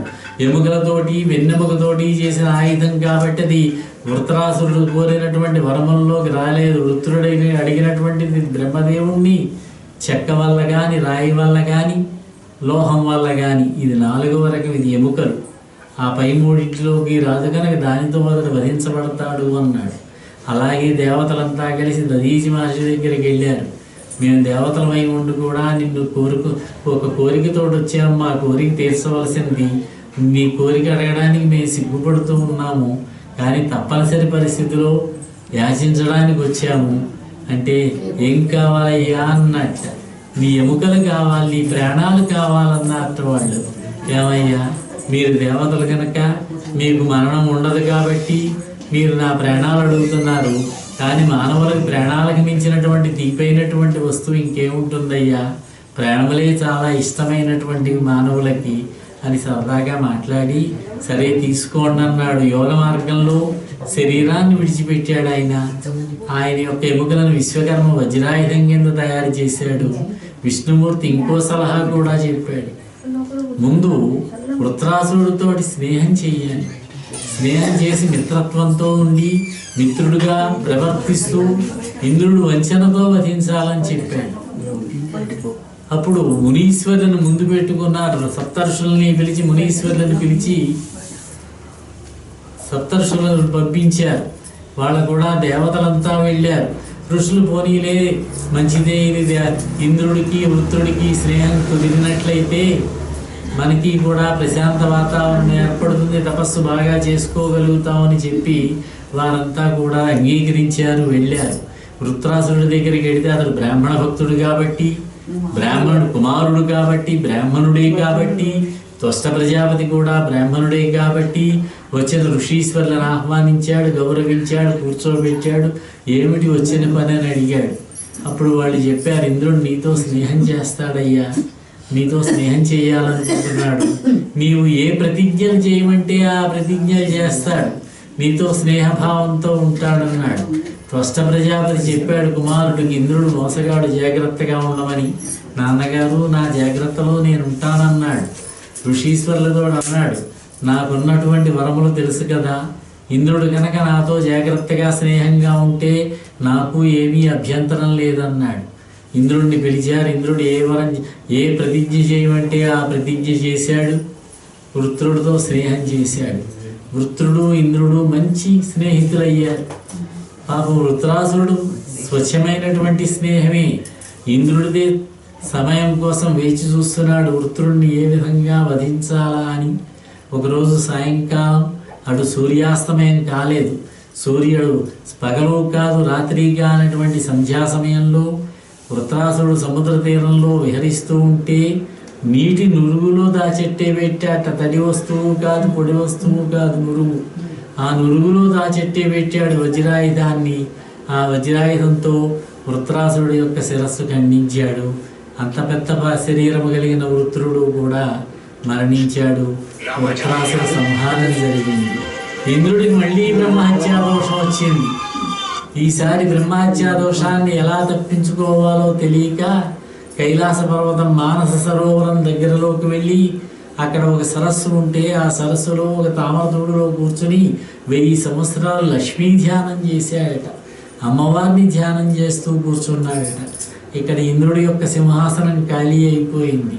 దానితో దేవతలంతా కలిసి ఆలోచించి, సప్తర్షులు కూడా ఆలోచించి, భూలోకంలో నహుషుడు అని ఒక రాజుగారు ఉన్నారు, నహుష్య చక్రవర్తి.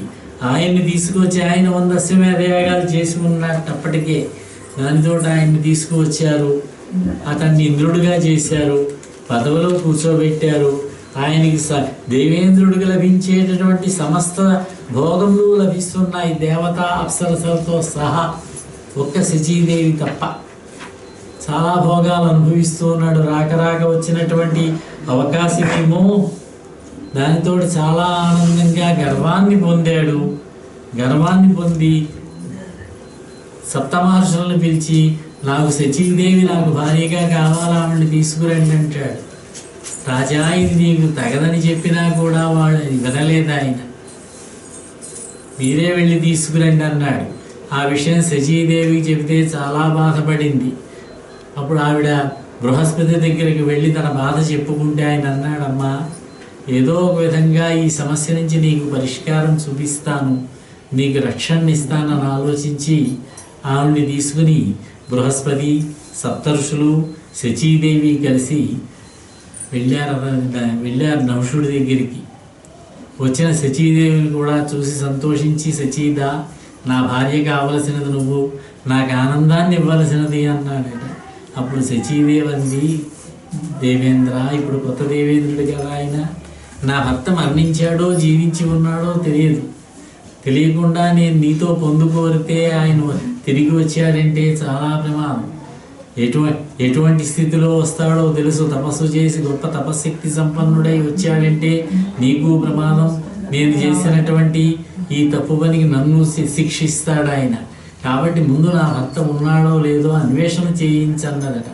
ఓ, అదంత పని తప్పకుండా చేయిస్తానని తన యొక్క భూలోకం నుంచి తన యొక్క వేగులను, దూతలను రప్పించి 14 లోకములు కూడా గాలించండి, మీరు ఎక్కడున్నా సరే ఇంద్రుడు ఉన్నాడో లేడో చూసిరండి అన్నాడు. ఇంద్రుడు లేడంటాడు అతను. ఇంద్రుడు లేడని మీకు తెలుసు, అందుకే నన్ను భూలోకానికి వచ్చి నన్ను దేవేంద్రుడిగా తీసుకొచ్చారు, ఆ సంగతి మీకు తెలుసు కదా అన్నాడు. దేవతలు అప్పటికే వెతుకుతున్నారు ఇంద్రుడి కోసం. ఈ విధంగా జరుగుతూ ఉండగా శచీదేవి అమ్మవారి యొక్క అనుగ్రహంతో ఇంద్రుడిని కలిసింది. ఇంద్రుడు సలహా కూడా చెప్పాడు ఆవిడికి. తిరిగి వచ్చింది. ఈసారి దూతలంతా వెతికి 14 లోకాలు, మానవులకు దేవేంద్రుడు కనిపిస్తాడా, దేవతలకే కనిపించినటువంటి ఆయన దేవేంద్రుడు ఎక్కడా లేడని తెలిస్తే సప్తర్షులు పిలిచి, మీరు వెళ్ళి శచీదేవిని నాకు కావాలని చెప్పండి, దేవేంద్రుడు లేడు, మా దూతలు చూసి వచ్చాడన్నారు. అప్పుడు సప్తర్షులు వచ్చి, అమ్మా, ఇంక తప్పేటట్లుగా లేదు, నీకు ప్రమాదం, నువ్వు అంగీకరించక తప్పదేమో అంటే, సరే అలా కానివ్వండి అయ్యా, దేవేంద్రుడు ఇచ్చినటువంటి సలహా అలాగే చేద్దాం అతన్ని ఒక విచిత్రమైనటువంటి దేవతలు ఎవరు కూడా ఉపయోగించినటువంటి వాహనాన్ని అధిరోహించి రమ్మనండి. అతను అన్నాడు, నహుషుడు అన్నాడు, శచీదేవికి నేను విలువైనటువంటి బహుమతులు ఇస్తాను, ఏం కావాలో చెప్పమనండి అన్నాడు. నా దగ్గర సమస్త సంపదలు ఉన్నాయి, స్వర్గలోక సౌఖ్యాలన్నీ నాకున్నాయి, నాకు కావలసినవి ఇంకేమీ లేవు, నాకు కావలసింది ఒకటే. అతడు దేవతలెవరూ కూడా ఉపయోగించినటువంటి ఒక ప్రత్యేకమైనటువంటి వాహనాన్ని అధిరోహించి వచ్చినట్లయితే అతన్ని నేను భర్తగా పొందుతానని చెప్పండి అన్నది. అలాగే చెప్పారు. వెళ్ళి ఆలోచించి ఏ విధంగా వెళితే బాగుంటుందా అని, ప్రతి జంతువు కూడా దేవతలందరికీ వాహనంగానే ఉంది కాబట్టి నేను నరవాహనం మీద పెడతాను, మనుషుల వాహనం మీద పెడతాను అని చెప్పి సప్తర్షుల్ని మీరే నాకు వాహనం అవ్వండి, నన్ను పల్లకీలో మొయ్యండి అన్నట్టు అని అంతఃపురంలోకి వెళ్ళాడు. అలంకారాలు చేసుకుందికి తప్పలేదు ఇంక ఈ ఋషులకి. బ్రహ్మరథం అంటారు సాధారణంగా, ఆయనకి బ్రహ్మరథం పట్టారంటారు. అంటే ఏమిటంటే ఆయన్నో రథంలో కూర్చోబెట్టి బ్రాహ్మణులంతా కూడా పైకెత్తి మోసుకురావడం బ్రహ్మరథం అట. అది పూర్వకాలంలో ఉండేదేమో. ఇప్పుడు అదే విధంగా ఈ నహుషుడిని పల్లకీలో కూర్చోబెట్టి మోసుకురావాలి. అది కూడా సప్తర్షులే తీసుకురావాలి. తానే తీసుకువచ్చారు కనుక దేవేంద్ర పదవికి, తమ పరిపాలకుడు కనుక, తమకి రాజు కనుక ఇంకా తప్పనిసరి పరిస్థితుల్లో ఏం చేశారంటే పల్లకీని మోస్తూ ఉన్నారు. అందులో అగస్త్యుడు అని ఆయన కొంచెం పొట్టిగా ఉంటాడు, ఒక కాలు కూడా కొంచెం ఉంటేమో కూడా ఆయనకి. దాంతో పల్లకి అటు ఇటు ఊగుతున్నదట. ఈయన కోపం వచ్చేసి నహుషుడికి సర్ప అంటే వేగంగా నడవండి అని ఆ ముందున్న వాళ్ళని, ముందు మోస్తూ ఉన్న వాళ్ళని కాళ్ళతో తన్నుతూ ఉన్నాడు, కొరడాతో కొడుతూ ఉన్నాడు సప్తర్షుల్ని. అయినా భరిస్తూనే ఉన్నారు. ఇంకా ఎప్పుడైతే అతని యొక్క ఈ కోపం పెరిగిందో ఇంకా తట్టుకోలేక పల్లకీని కిందకి దింపి సర్ప అంటావా, సర్పోభవ అన్నారు. అంటే సర్పం అయిపోడు భూలోకంలో బహుకాలం. నీ చంద్రవంశానికి చెందిన రాజు అయిన నహుషుడు, నీ వంశవాడే ధర్మరాజు ఒకసారి తారసపడతాడు నీకు భవిష్యత్తులో. అతని తమ్ముడైనటువంటి భీమసేనుని నువ్వు పట్టుకుంటావు. అప్పుడు ధర్మరాజు వచ్చినప్పుడు నువ్వు అడిగినటువంటి ప్రశ్నలకు అతని సమాధానాలు చెబుతాడు. అప్పుడు నీకు శాప విమోచన అవుతుందని విముక్తి కూడా చెప్పారట. ఆ విధంగా నహుష పతనం జరిగింది. ఈలోగా విష్ణుమూర్తి సూచించిన ప్రకారంగా దేవతలంతా కలిసి ఇంద్రుడు ఎక్కడున్నాడో తెలుసుకుని ఆ ఇంద్రుడి చేత అశ్వమేధయాగం చేయించారు. అతని యొక్క బ్రహ్మహత్యా దోషం పోయింది. మళ్ళీ అతడు స్వర్గానికి పరిపాలకుడయ్యాడు. ఈ విధంగా వృత్రాసుర వృత్తాంతాన్ని కూడా మనకి చెప్పారు. ఈ వృత్రాసురుడు ఎవరు అని అడిగాడు. వెంటనే ఒక ప్రశ్న అడిగాడు పరీక్షిత్ మహారాజు. చిత్రకేతుడు అని ఒక రాజుగారు ఉన్నారు. చిత్రకేతు ఉపాఖ్యానం అంటారు దీన్ని. ఆ చిత్రకేతుడు చాలా చక్కటి రాజు, సూరసేన వేషాలకు రాజు.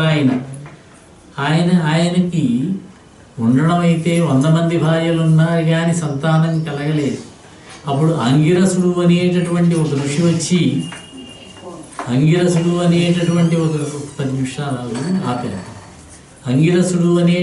ఒక ఋషి వచ్చి ఆయన చేత పుత్రకామేష్టి యాగం చేయించాడట. పుత్రకామేష్టి యాగం చేసి ఆ యజ్ఞ ప్రసాదాన్ని ఇస్తే తన పెద్ద భార్యకి ఇచ్చాడు. అబ్బాయి పుట్టాడు. ఎప్పుడైతే అబ్బాయి కలిగాడో భార్య యందు అనురాగం పెరిగింది, కుమారుడి యందు అనురాగం పెరిగింది. ఇక్కడే ఉండిపోవడం మొదలుపెట్టాడు. పెద్ద భార్య కృతద్యుతి, ఆవిడ పేరు కృతద్యుతి. మిగతా భార్యలకు అసూయ కలిగింది.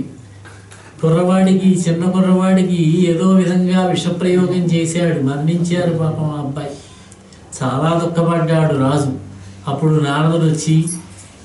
నారదుడు అంగిరసుడు వచ్చి చెప్పారు, కావాలంటే ఇప్పుడే నీ కుమారుడిని బ్రతికించగలం, కానీ నువ్వు యోగ మార్గంలో వెళ్ళవలసినది, కుమారుడి యందు ఉన్నటువంటి కోరికను తగ్గించుకొనవలసినది అని చెప్పి అతనికి ఆత్మయోగాన్ని ఉపదేశిస్తే ఆ ఆత్మయోగంలో వెళ్ళాడు. ఆయనే విద్యాధరుడయ్యాట. మరణానంతరం విద్యాధరుడయ్యాడు. శ్రీ మహావిష్ణువు యొక్క భక్తుడయ్యాట. బ్రహ్మదేవుడు ఆయనకు ఒక దివ్య విమానాన్ని ఇచ్చాడు. విద్యాధరులకు విమానాల్లో సంచరిస్తూ ఉంటారు. విమానంలో సంచరిస్తూ ఉండగా ఒకసారి కైలాస పర్వత ప్రాంతానికి వెళ్ళాట. వెళితే అక్కడ సన్నివేశం ఏమిటంటే పరమేశ్వరుడు కొలువు తీర్చి ఉన్నాడు. బ్రహ్మాది దేవతలంతా చుట్టూ చుట్టూ ఉన్నారు. ఆయన చుట్టూరా ఆయన ఒళ్ళో కూర్చున్నదట పార్వతీదేవి. ఇది చూసి నవ్వాట, పరిహసించాట ఈ విద్యాధరుడైనటువంటి చిత్రకేతుడు. ఇదేమిటిది ఆశ్చర్యంగా ఉంది, ఇంతమంది సభికుల మధ్యలో ఆ విధంగా ప్రవర్తిస్తున్నాడేమిటి, మానవులు కూడా రహస్యంగా భార్యతో విహరిస్తారు కదా, పరమేశ్వరుడు అంతటి వాడు ఇలా చేస్తాడా అని. ఆ మాట విని పార్వతీదేవికి కోపం వచ్చి నువ్వు రాక్షసుడివై జన్మించన్నదట. ఆ చిత్రకేతుడు ఏమీ బాధపడలేదు, ఒక నమస్కారం చేసి తప్పు జరిగింది, పొరపాటు చేశాను క్షమించమన్నాడు కానీ ఏమీ బాధపడలేదు. అతడే వృత్రాసురుడిగా జన్మించాడు. ఆ వృత్రాసురుడే శ్రీ మహావిష్ణు ఈ దేవతలతో యుద్ధం చేశాడు, దేవేంద్రుడి చేతిలో ఓడిపోయాడు. అతడే ఆ విధంగా చిత్రకేతుపాఖ్యానాన్ని చెప్పారు. ఈ విధంగా అనేక కథలతోటి శ్రీ మహావిష్ణువు యొక్క 21 అవతారాలని కూడా మొదటి 6 స్కంధములలోనూ కూడా వివరించి చెప్పారు.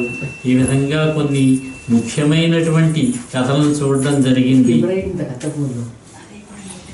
రాజవంశాల చరిత్రలు కూడా చెప్పారు. ఇక్కడే కొన్ని రాజవంశాల చరిత్రలని ఇక ఈరోజు ఇక్కడతో ఆపుతానేమనుకోవద్దు, ఈరోజు ఆపు చేస్తాను. చాలా కథలు మనం చూడడం జరిగింది. ఇక రేపు 7వ స్కంధంలో